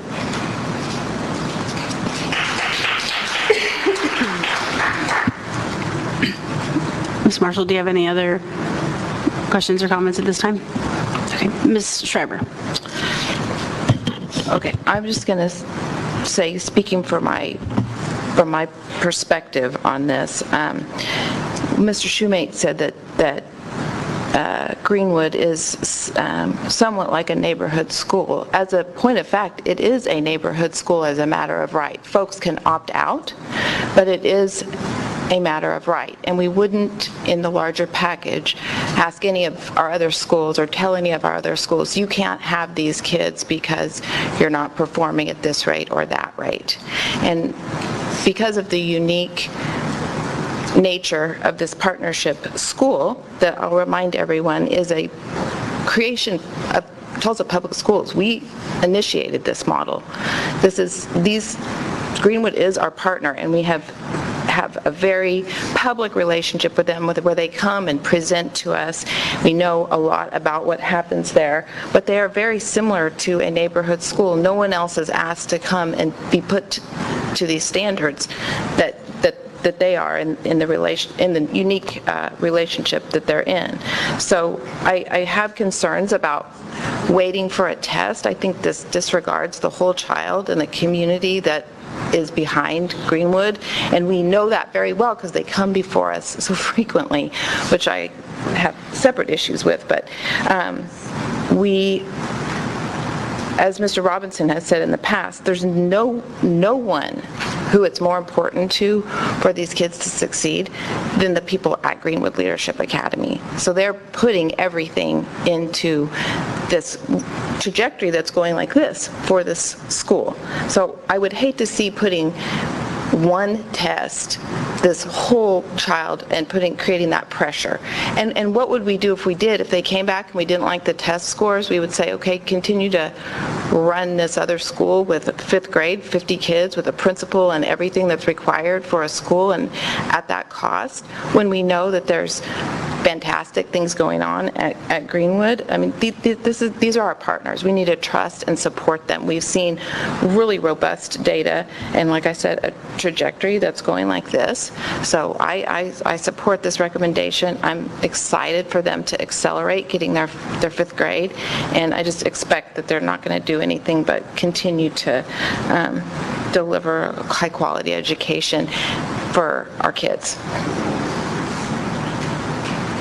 Are there any other comments or discussion? No? Okay, so we'll move on to G20, which is a recommendation regarding Wright Elementary School and the recommendations that students have new boundaries into Elliott and Patrick Henry. It includes the deaf education program moving in its entirety to Patrick Henry, and I'm sure there are our guests. So would the following people please come and sit behind the podium in preparation? Ms. Mary Hooks, Kelsey Royce, Mrs. Shelley Anderson, and Greg Jennings. Please.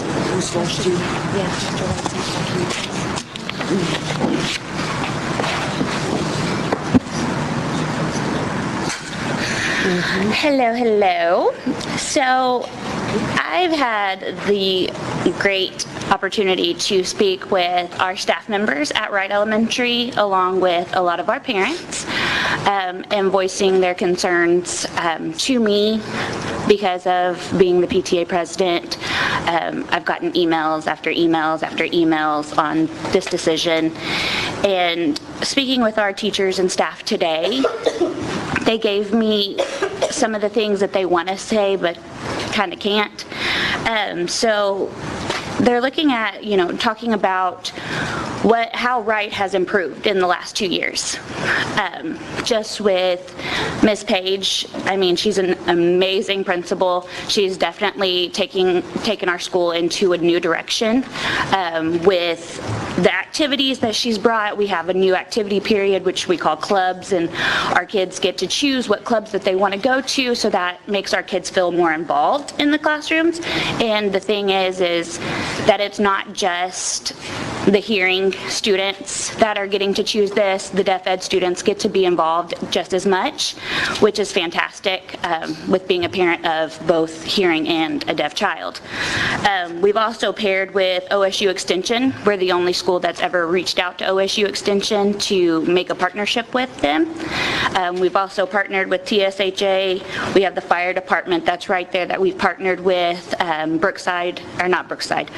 Riverside Police Department that we've partnered with, along with Tulsa Ballet, that our kids get to actually, instead of doing PE or gym, they get to go over to the ballet and actually get to learn a class for 6 weeks for free, and then the parents get to come and watch. They get a free t-shirt. It's amazing for these kids to be able to experience this different culture. As well as the Gathering Place, we've partnered with the Gathering Place as far as doing STEM clubs and different things like that. We also do have a computer science teacher who works as a TA at Wright Elementary at the moment, and he's teaching a STEM club there. So our kids are getting to learn all these different things. And taking this and dividing our children is it's not fair for our kids, but I mean, yes, our kids will eventually grow to be more involved with Patrick Henry or wherever our kids are put in. But it's the fact that we've started all of these things and these kids have gotten used to it, and they've gotten used to one another, and they've gotten used to these teachers knowing their names as soon as they walk into the building. You see Miss Waller-Smith standing at the front every morning, and she knows every kid that comes in by name. She also knows each kid individually as far as what their pressure points are or what their breakdown points are. She knows how to react to these students. You can take them from Wright and put them into a different place, and Miss Waller-Smith will eventually get to know these new students when she moves. But it's not going to be the same for our students. It's the family that, yes, it's not just our building that you're taking, but it's our familyhood, it's our livelihood that we've come to know. Because I don't know if most of y'all know, Wright Elementary didn't have a PTA until last 2 years. The PTA, I mean, it was one person, basically. It was the PTA president. We have definitely changed that in so many ways. You can ask some of our teachers that are here how the PTA has different from the last 2 years to how it is now. I mean, these teachers get more respect from us as a PTA, and we have more parent involvement than we have in the last 6 years that I've been at the school. And so it's just, it's our kids that we're worried about, but it's not just our deaf ed kids that we're worried about. We're worried about the non-deaf ed kids because they've learned this culture. They've learned how to cope with everything. They know if they see a kid that's crying, their first reaction is to start signing to them. They see a kid that's broken down in the hallway, they sign to him.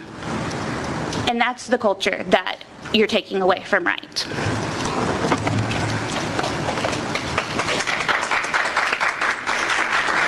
Thank you, Ms. Sykes. Mr. Jennings?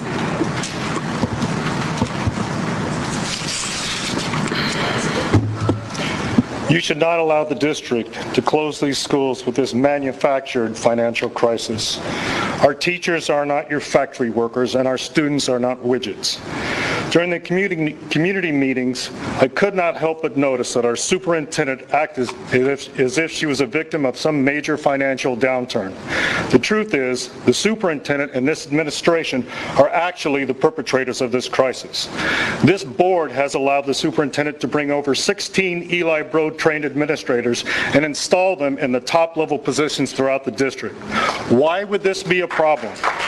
It's a problem because Eli Broad and his foundation are hell-bent on closing public schools and replacing them with private charter schools and treat education like it's a business, picking winners and losers, and that is exactly what we have here today.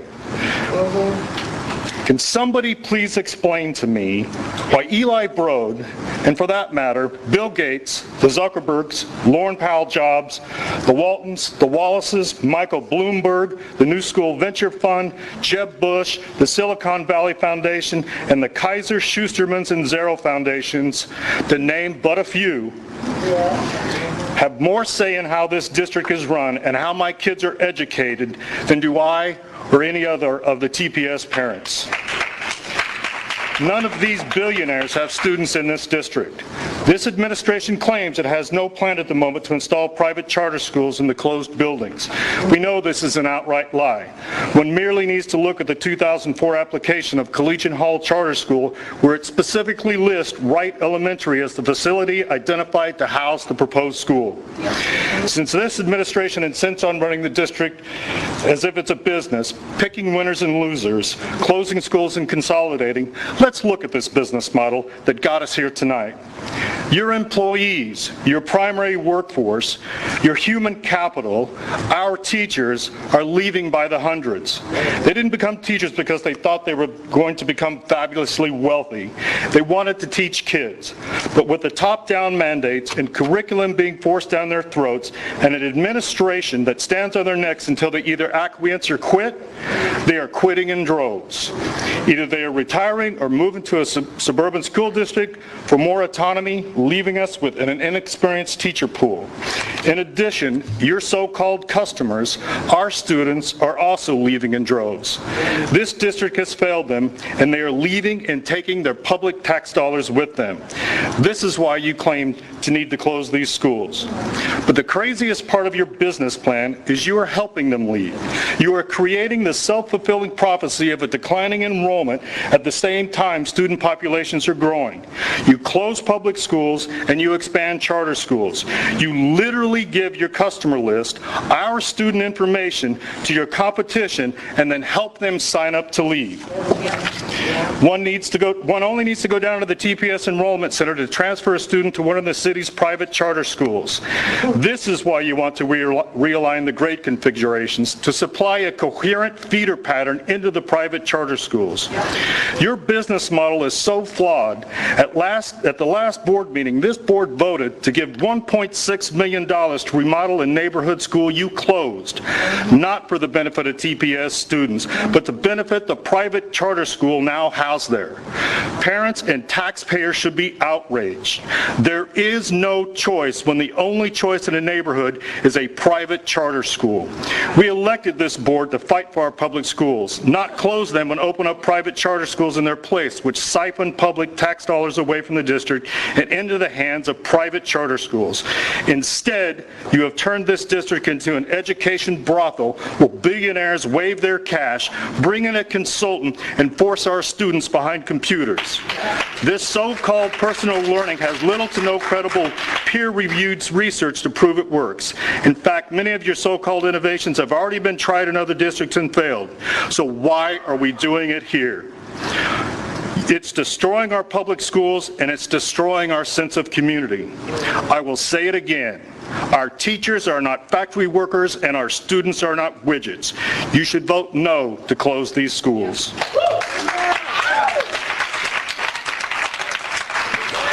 Ms. Royce? Sure. Amen. Hello, I'm Shelley Anderson. I'm from Wright Elementary. I have students that I've had child that went there from the deaf ed, and I have one that's a hearing child now that still goes to Wright Elementary.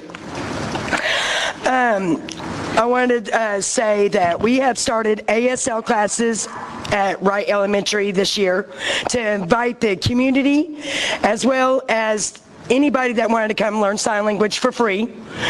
And this has been taken away from us if they're going to be put in Patrick Henry. And I have a lot of questions with the Patrick Henry. Why were they taken out of Patrick Henry with the fact of what's really going on when we've been at Wright. I've been at Wright for 10 years, and why haven't we had any fire drill bells with the lights for the deaf ed? Why haven't we had anything that's for the deaf ed? Because you all get more money for the deaf ed students than you do for a hearing child. How is Elliott going to take on the diversity of the children that's coming from Wright Elementary? That school is so small, it does not have a parking lot, and you're wanting to close down Wright Elementary to put these kids, to make class size even bigger, because you ain't gonna lie to me. I already know the class sizes are going to get bigger because they already have a few that's already going to that school, and the classes even got bigger. So if our students go from Wright to Patrick Henry to Elliott to whatever schools that you're all closing, the class sizes are going to get bigger, period. Another thing,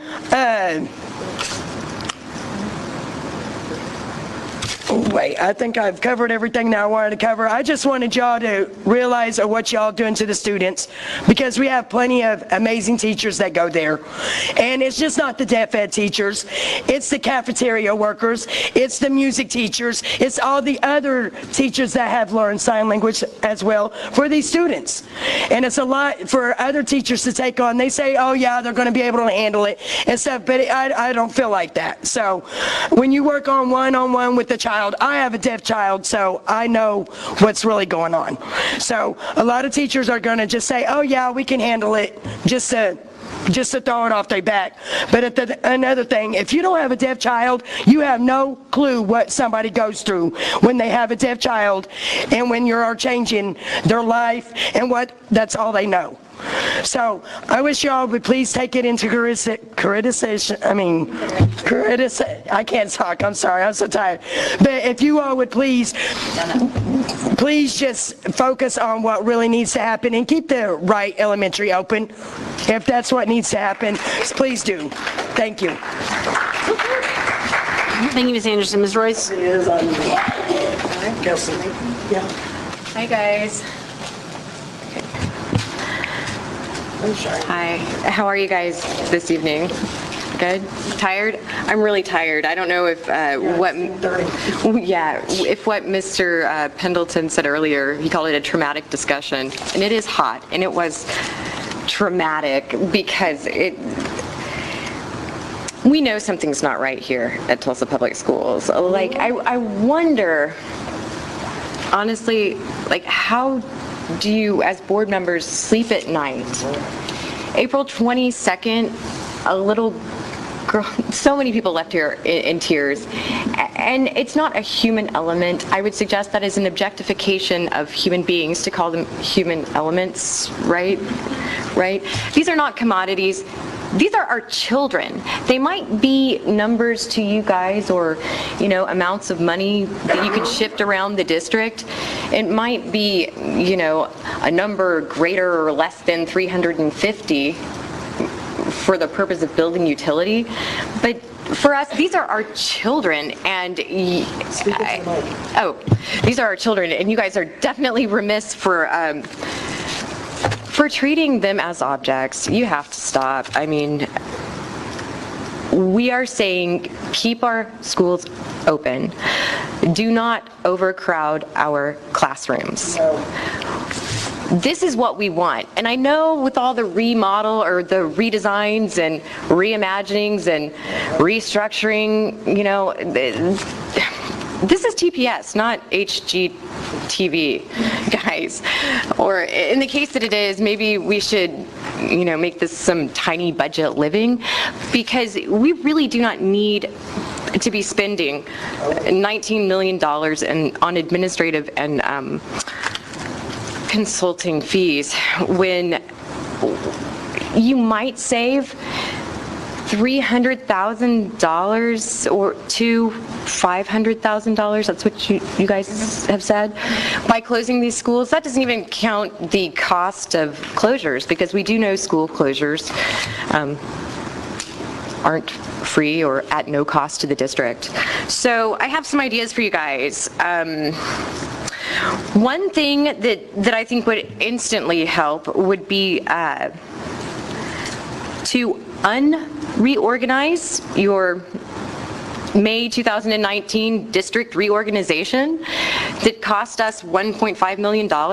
If you could unreorganize, that would help us keep our schools open, keep our classroom sizes small.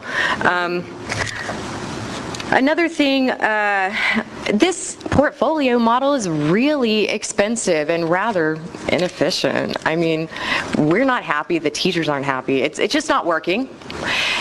So that could probably save us, let's see, that would save us more money. I would suggest $1.5 to $3 million with the organizational overhead for each portfolio. And then, let's see, what else do we have here? Oh yeah, leading educators. That consulting, that would be another $1.5 million. We also have, I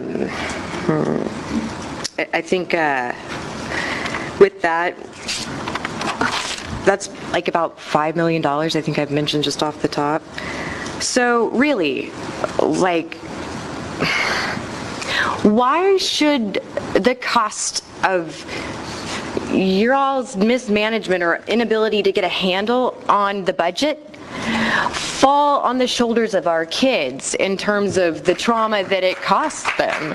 I mean, I just, like, does this not keep you up at night? I know that they're just human elements or objects to y'all, but I mean, they are our kids, and yeah. Do you? I guess it doesn't bother y'all. A couple of other things. The staff need to be compensated for their work. We wouldn't see properly compensated, appropriately compensated. Oh, and teachers should get adequate restroom breaks. Anything else I want to cram in here? I think we're good. We need a reset. The district definitely needs a reset. So. Oh yeah, how many signatures will it take? Seriously, all of our signatures from the entire, everyone in Tulsa?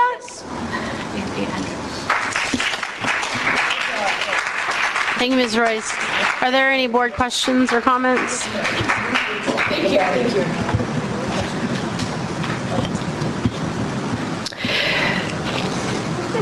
you. Okay, so item G21 is the recommendation around Mark Twain Elementary School and the consolidation with Wayman Tisdale Fine Arts Academy. And I want to acknowledge the Mark Twain team members who are here, specifically our principal T's, and our assistant principal Fax.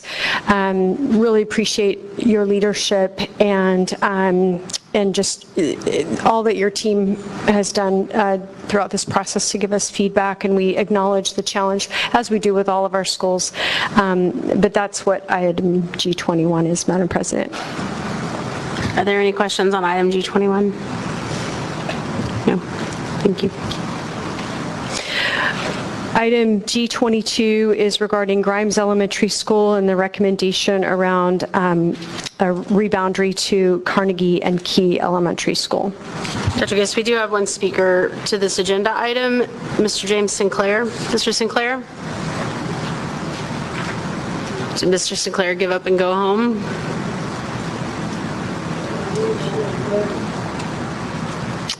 Okay. We do not have Mr. Sinclair here this evening. Are there any additional questions? I do have a few questions on this, just for the public's information as a reminder. So would you remind us how many students are at Grimes, and then how many transfers, and how many, that'll answer how many are in the actual Grimes boundaries. I have them off the top of my head, but my guess is you have them right in front of you, Chief Robles. Yes, Dr. Gist, I have them. Currently at Grimes, including 6th grade, is 195 students attending Grimes. Out of those, 55%, so it's approximately 107 are transfers. 107 transfers. And what was the other piece of data you asked? So if there's 107 that are transfers, that means there's, what was the total? It's 195, so it's 55% of the students currently attending Grimes are transfers, on transfers. Okay. And the capacity at Carnegie and Key? The site capacity at Carnegie is 467 students, and at Key is 625. And do you know what utilization rate they are at now? Their current utilization is at Carnegie is 81%, and at Key is 47%. Okay.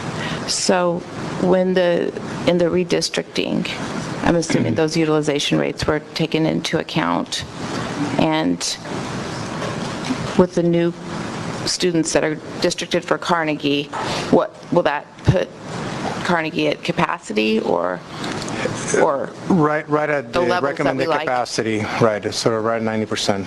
And Key will be? Key would go up to 70% approximately. 70%, okay. And I guess the only other question I wanted to make sure I understood, and I asked this a little bit earlier regarding the neighborhood school versus the transfer student, when they have priority for asking for transfers.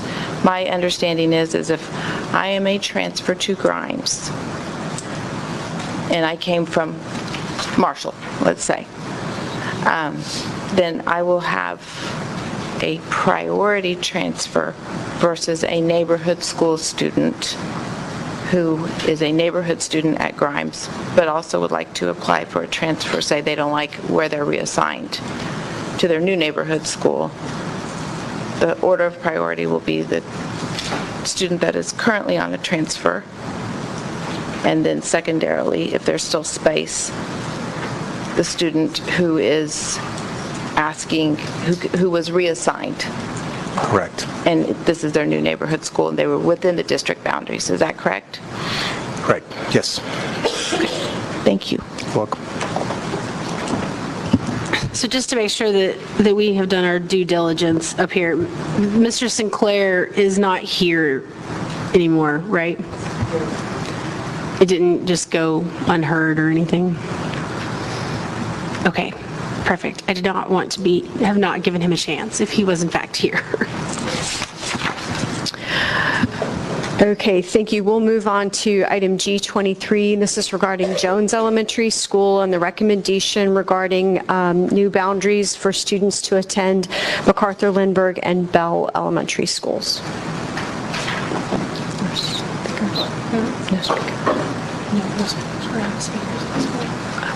Are there any questions from board members?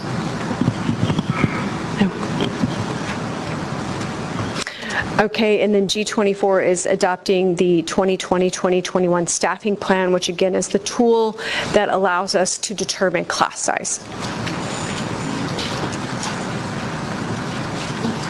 Okay, that concludes our information items tonight, Madam President. Excellent. That brings us to board member reports. Are there any reports from our board members this evening?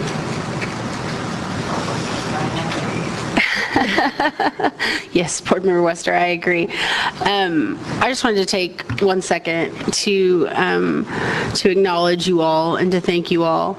I know it's Board Member Appreciation Month, and this is really not a great month for us to be appreciated. But I do want you to know that I appreciate you as coworkers and as people, and I understand how difficult these decisions are, and I hope that others do as well, and that we do, in fact, lose sleep over these decisions at night. It's not easy being tasked with making decisions like this. It's hard. But unfortunately, that's what we're asked more often than not to do these days. So I appreciate all of you and the dedication that you have to the students of TPS. I appreciate the dedication that you have to the district, to the job. So thank you for volunteering for this very thankless task this evening. So, if there are no other board reports, we have citizens' comments this evening. We have 3 individuals who have signed up to speak. As a reminder, each speaker will have 5 minutes to address the board. First up is Ms. Foster. Ms. Angela Foster has signed up to speak this evening about the budget redesign in virtual charter schools. Thank you, Ms. Foster. Hello. I'm not going to be directly affected by any of the closures or the redesign, but I've been a TPS parent for 9 years, and I've experienced almost every one of these things that you guys are proposing. My son I've been in almost all the school districts as well. My son went to Kendall Whittier, and then he went to Lee, which is now Council Oak, then he went to Patrick Henry, and now he's at Edison. And it's been a roller coaster ride. I wonder when is it gonna be stable? Is that ever gonna happen? I don't know. One thing we should know, we cannot know where we're going without knowing where we've been. And when I was doing a bunch of research online about TPS and its history, I came across a really interesting study that was done in 1977 by an advisory committee in Tulsa, or in Oklahoma, that was made up of different academics and such, that reported to the U.S. Commission for Civil Rights. And the very foundation of the structure of Tulsa Public Schools is founded on segregation. So basically what happened is Tulsa didn't desegregate like they were supposed to, and so, the government came in. And what ended up happening is we got a whole bunch of new suburban school districts like Jinx and Bixby because the white parents didn't want their children going to school with black people. So here we are many, many years later, and I still see a lot of segregation, a lot. It might not all be racial segregation, which it definitely is very predominant in our school district, but also economic segregation. Disadvantaged children and minorities are the ones paying for the $20 million redesign. The children are. And it's not in the charter schools that have a huge white population. It's happening with the schools where there's kids with disabilities at higher numbers than average. That's happening at schools with higher minorities than the others, and it's happening with the biggest common denominator is economically disadvantaged children. Maybe because you think their parents aren't going to stand up for them because they're too busy working several jobs. So here's some of the things I noticed. Jones only has a 26% white population, 91.5% economically disadvantaged. Okay, Wright is 88% economically disadvantaged. Grimes is 81.5% economically disadvantaged. We all know that Wright has a higher disability rate. So it seems like there's other schools that maybe could have been chosen to do this, like a charter school. For example, I believe Grimes is the one that's right next door to Eisenhower. Is that true? Is that Grimes and Eisenhower that's right next to? I think, doesn't your daughter or child go to Grimes? Yeah. So Eisenhower's doing great. And what studies have shown is when there's more racial diversity in schools at an equal level, not 26% white and the rest black and Mexican and other nationalities, they do better. Even the white kids do better. Everyone does better. So it's just baffling to me that instead of making more equity in our historically racially discriminating district, you're going to make them less diverse and you're making them less equitable. So it doesn't make sense to me. I think that there's a lot of money that can be saved by creating laws and restrictions for virtual charter schools. $113 million is what they got paid last year. I think it would be great to look at what other charter situations are draining money out of our normal neighborhood schools, is what we call them. And I don't think that any of these schools should be closed until there's been a investigation into the purpose of it and the motivation. And congratulations on your marriage, Ms. Giss, but isn't your new husband senior vice president of Bank of Oklahoma? He's not like a bank teller, right? Just thought I'd bring that up because I thought that was a little inaccurate. And then if you want kids to be calmer, let them have more recess. Thank you, Ms. Foster. Mr. Bright? Darrell?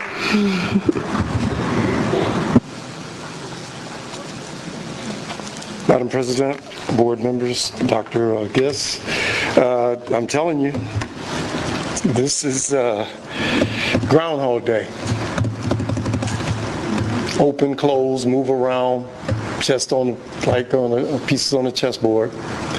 You know, I was reading the Tulsa World December 15th, and a lot of the board members had made some statements about how they're still trying to figure out what is really going on.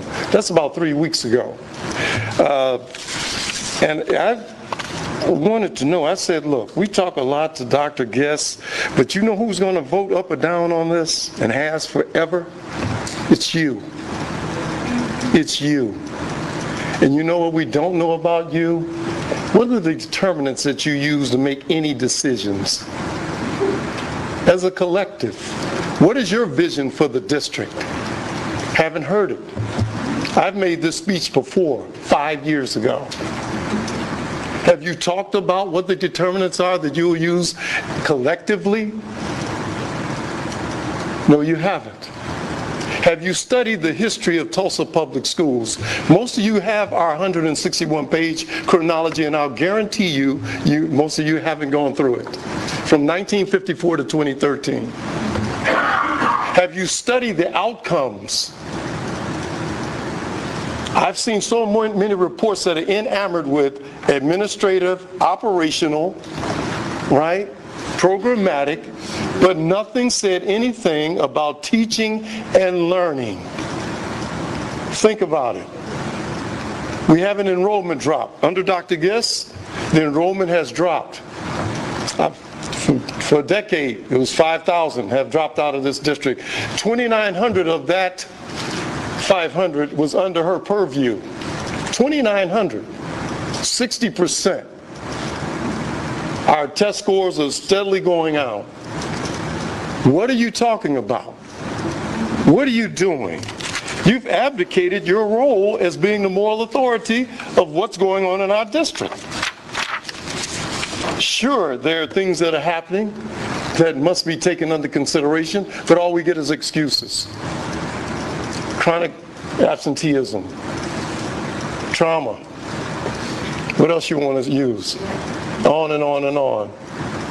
And we have not heard from anyone that talked about how we can turn this thing around based upon improving teaching and learning. Look at the verbs in the presentation that were made. Will, has not, during, will, hope to, will sustain. There's nothing about what happened today and what's happening now. There's no analysis. There's no profile. How are you going to make a decision about anything and you ignore what's going on the ground? Yes, we can rearrange these things based upon, what we need to have in the classroom, but what is going on right now, particularly for African American children and children of color, and children who are ableism, who face ableism, right? Sexism, all of it. What are you doing? I'm asking you, what are the determinants that you're going to use to say, yes, we will have this, no, we won't? On what basis? This is not a business.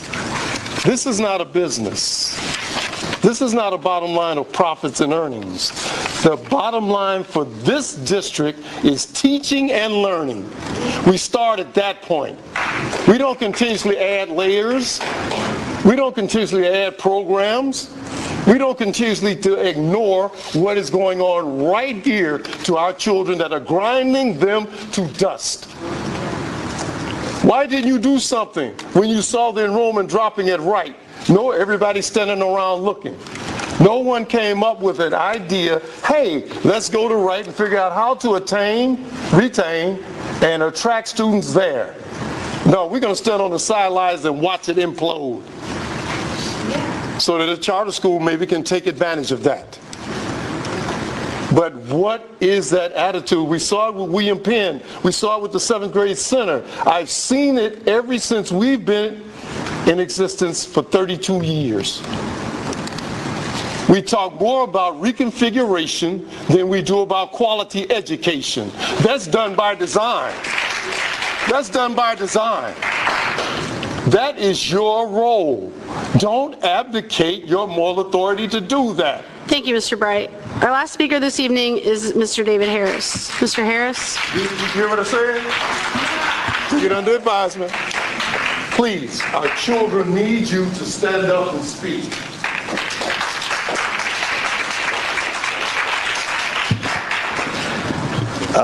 Protocol being established, so I appreciate this opportunity to speak and to share with you all. Everything that I had in my phone is dead, and I'm right behind it. I was allowed to participate in the 38-member body of the Board Advisory Committee. And I went to 5 of the 9, I believe it was, community meetings. I have a child that graduated from Booker T, and I have a child that is currently at Wayman Tisdale. The interesting thing about it is I saw, similar to what she said, I saw the segregation. But it's funny because most of the people that are complaining about what's going on are the ones that were being segregated. So I appreciate the work that you all do, but I am charging each of us to do the work as well. The interesting thing is that most of us that lived in the McLean area that went to the McLean meeting didn't go to Rogers to hear what the students or the parents or the people in Rogers were dealing with. The interesting thing is that the people that were at Memorial didn't go to Booker T to find out what they were needing or what they were going through or what they were dealing with. I was able to go to each of those different ones, and I heard different stories. I heard different needs. I heard different concerns. But the one thing that was important that I heard the most was that they cared about the kids. You care about your kids, I care about my kids, and not only as a child of an educator and a counselor, not only as a child of an alumni of Booker T, not only as an alum of Booker T, not only as a father of a child of a child that came out of Booker T, now I'm a community involved individual that mentors in 8 or 9 schools right now. So I understand. I get it. And contrary, Mr. Bright raised me. Contrary to what he says, it is a business. Because at the end of the day, you still got to pay people. At the end of the day, you still got to keep the lights on. And what I haven't found is someone else to say, hey, here's another way that we do pay the teachers. We get it. The federal government don't want to pay them. The state government don't want to pay them. But somebody needs to find a way to generate the revenue. And similar to what you're saying, the segregation is my child started at Zorro. And because of certain things that happened, we ended up at Tisdale. Night and day. Zorro was able to raise like $100,000 but with their foundation. Tisdale's trying to find $10. That's just the truth. But I don't see any of the parents over in some of those other schools where their foundation can do 6 figures coming over to some of those schools that they can't do 3. It's a community problem. It's not just a right problem. Both of my grandparents were deaf mutes. It's not just a right problem. It's not just a Monroe problem. It's a Tulsa problem. It's a Tulsa issue. And I trust and I believe that Dr. Giss is trying to do the best that she can. But at the end of the day, the coach ain't the one playing on the field. We are the players. We have to be involved. And it was nerve-wracking for me to want to move my child from Zorro to Tisdale, because when I was a kid, Tisdale was Madison. And Madison had most of the most famous gangbangers. And I wasn't trying to take my child over to Madison. But when I got there, the work of Dr. Johnson, the work of Dr. Giss, when I got there, my child has thrived. She has thrived, and the community there has been better than it was over at Zorro. I love Zorro, but it has been better at Tisdale than it was at Zorro. It worked. And more importantly, my child is okay. Listen, I understand that this is difficult. But what I challenge us to do is when we leave here, we change our perspective. Yes, it's tough. Yes, it's rough. Yes, it's all bad. But we're the only ones that when we walk out the locker room, when we walk out of these doors, that get to decide whether or not we're going to win. We're the ones that get to decide whether or not it's going to work. We're the ones that get to decide that.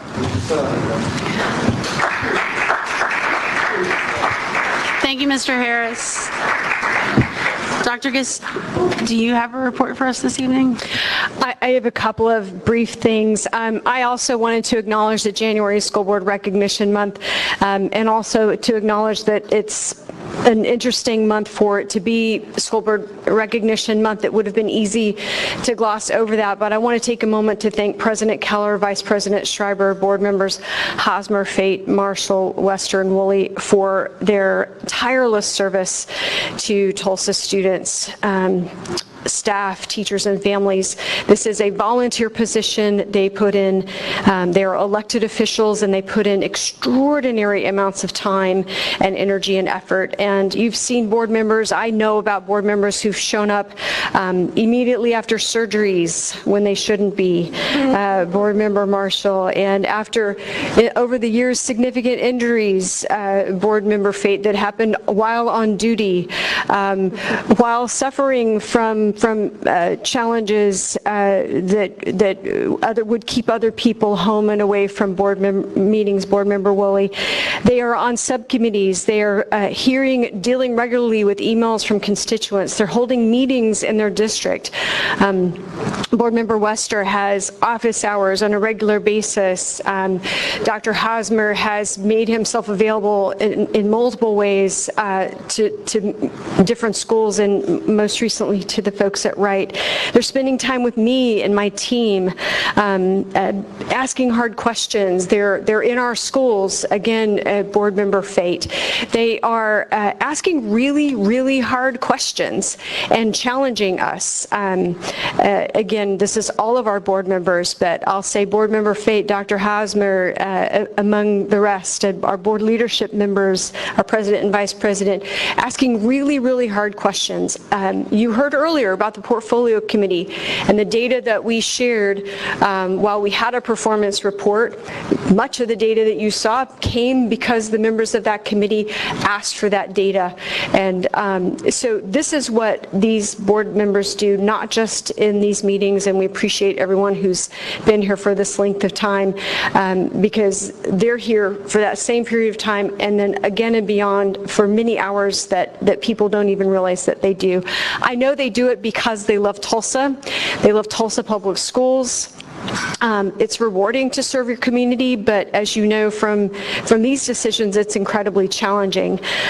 These are folks who love this district. These are, every single person is a parent, is in many cases parenting, in our current or soon-to-be parents of Tulsa Public Schools students. These are really difficult roles, and while we have all acknowledged the challenge that the recommendations that I've brought before the board and what it means to our teachers and children and families and team members, I wanted to take this opportunity during Board Member Appreciation Month to recognize the challenge that it is to be a board member, and I'm inspired and humbled by these board members and the role that they play in overseeing the district and representing the people of Tulsa as elected officials. Moving on, I wanted to again say that our enrollment expo is this weekend. This is the first board, and I am the first superintendent to take on enrollment in a significant way after decades of loss of enrollment.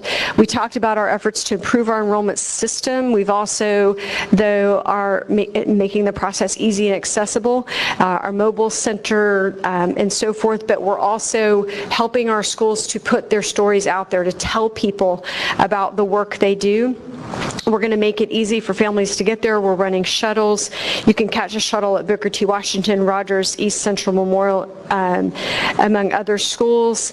At the expo, community members will be able to meet with members of the team, talk about the opportunities that are there, learn about schools they probably don't even know about, and we also want to encourage them to learn more about their own neighborhood school. That's part of our work on enrollment right now, is about promoting our neighborhood schools, because for far too long, prior to my being the superintendent and this board being the leaders of this district, there was more of an effort and emphasis that was placed on schools of choice, and we are lifting up neighborhood schools as the schools, and you saw that through the report that we shared. And then lastly, I just want to acknowledge what a joy it was to wake up this morning and open the Tulsa World, knowing what a day we had ahead of us, to see the story about Tulsa Beyond. And yes, we are reimagining high school. We're proud of that. We are leading the country. We are going to be the place where students, teachers, parents, and school leaders and community members have reimagined school, because what we know is that high school is not working for kids, and it's not just here in Tulsa, it's across the country, and we have to do things differently. And I hope you saw the story. Was shocked about the ways in which we're making real world experiences to be greater opportunities for students. And while we're already a leader in that in the state across the board in our Tulsa Beyond schools, it's really a significant area of emphasis. And that concludes my comments, Madam President. Thank you, Dr. Gist. We have one non-routine item requiring board attention this evening. It requires my attention apparently, which is a motion, second, discussion, and vote on motion to enter into a settlement agreement between the district and Sodexo Management, Inc. in litigation styled Independent School District Number 1 of Tulsa County, Oklahoma et al. The Sodexo Management Incorporated, United States District Court for Northern District of Oklahoma, case number, really long number, and authorize the district's attorneys to prepare or approve all necessary documents, including an assignment to Sodexo of the district's subrogation rights in such litigation and to authorize its execution by the board president and board clerk. Do I have a motion? Move approval of the settlement agreement. Second. Thank you very much. Are there any questions about the settlement agreement? Seeing none, I will call for the vote. Ms. Wester? Aye. Aye. Aye. Aye. Aye. Aye. Aye. Thank you very much, Mr. Wade. Is there any new business this evening? No new business. That brings us to the much-awaited announcements. The next regularly scheduled meeting of the Board of Education will be held on Tuesday. Please take note, as it will be an important meeting. The meeting will be held on Tuesday, January 21st, 2020. Ooh, caught you, Sarah. 2020 at 6:30 p.m. in the Cheryl Selman Room at the Charles C. Mason Education Service Center at 3027 South New Haven. On Tuesday, because of Martin Luther King Day, which is a day on, not a day off, and there are lots of things going on all across the city. Indeed. Yes, thank you, Dr. Gist. Thank you all for sticking it out long into the evening. I hope that you all have kind and benevolent bosses who will look the other way when you come in late tomorrow morning. I will entertain a motion to adjourn. Ms. Marshall? Aye. Aye. Aye. Aye. Aye. Aye. Aye. Meeting adjourned. My dog's about to piss. Meet y'all right now. Meet y'all right now. Meet y'all right now. Meet y'all right now. Meet y'all right now. Meet y'all right now. Meet y'all right now. Meet y'all right now. Meet y'all right now. Meet y'all right now.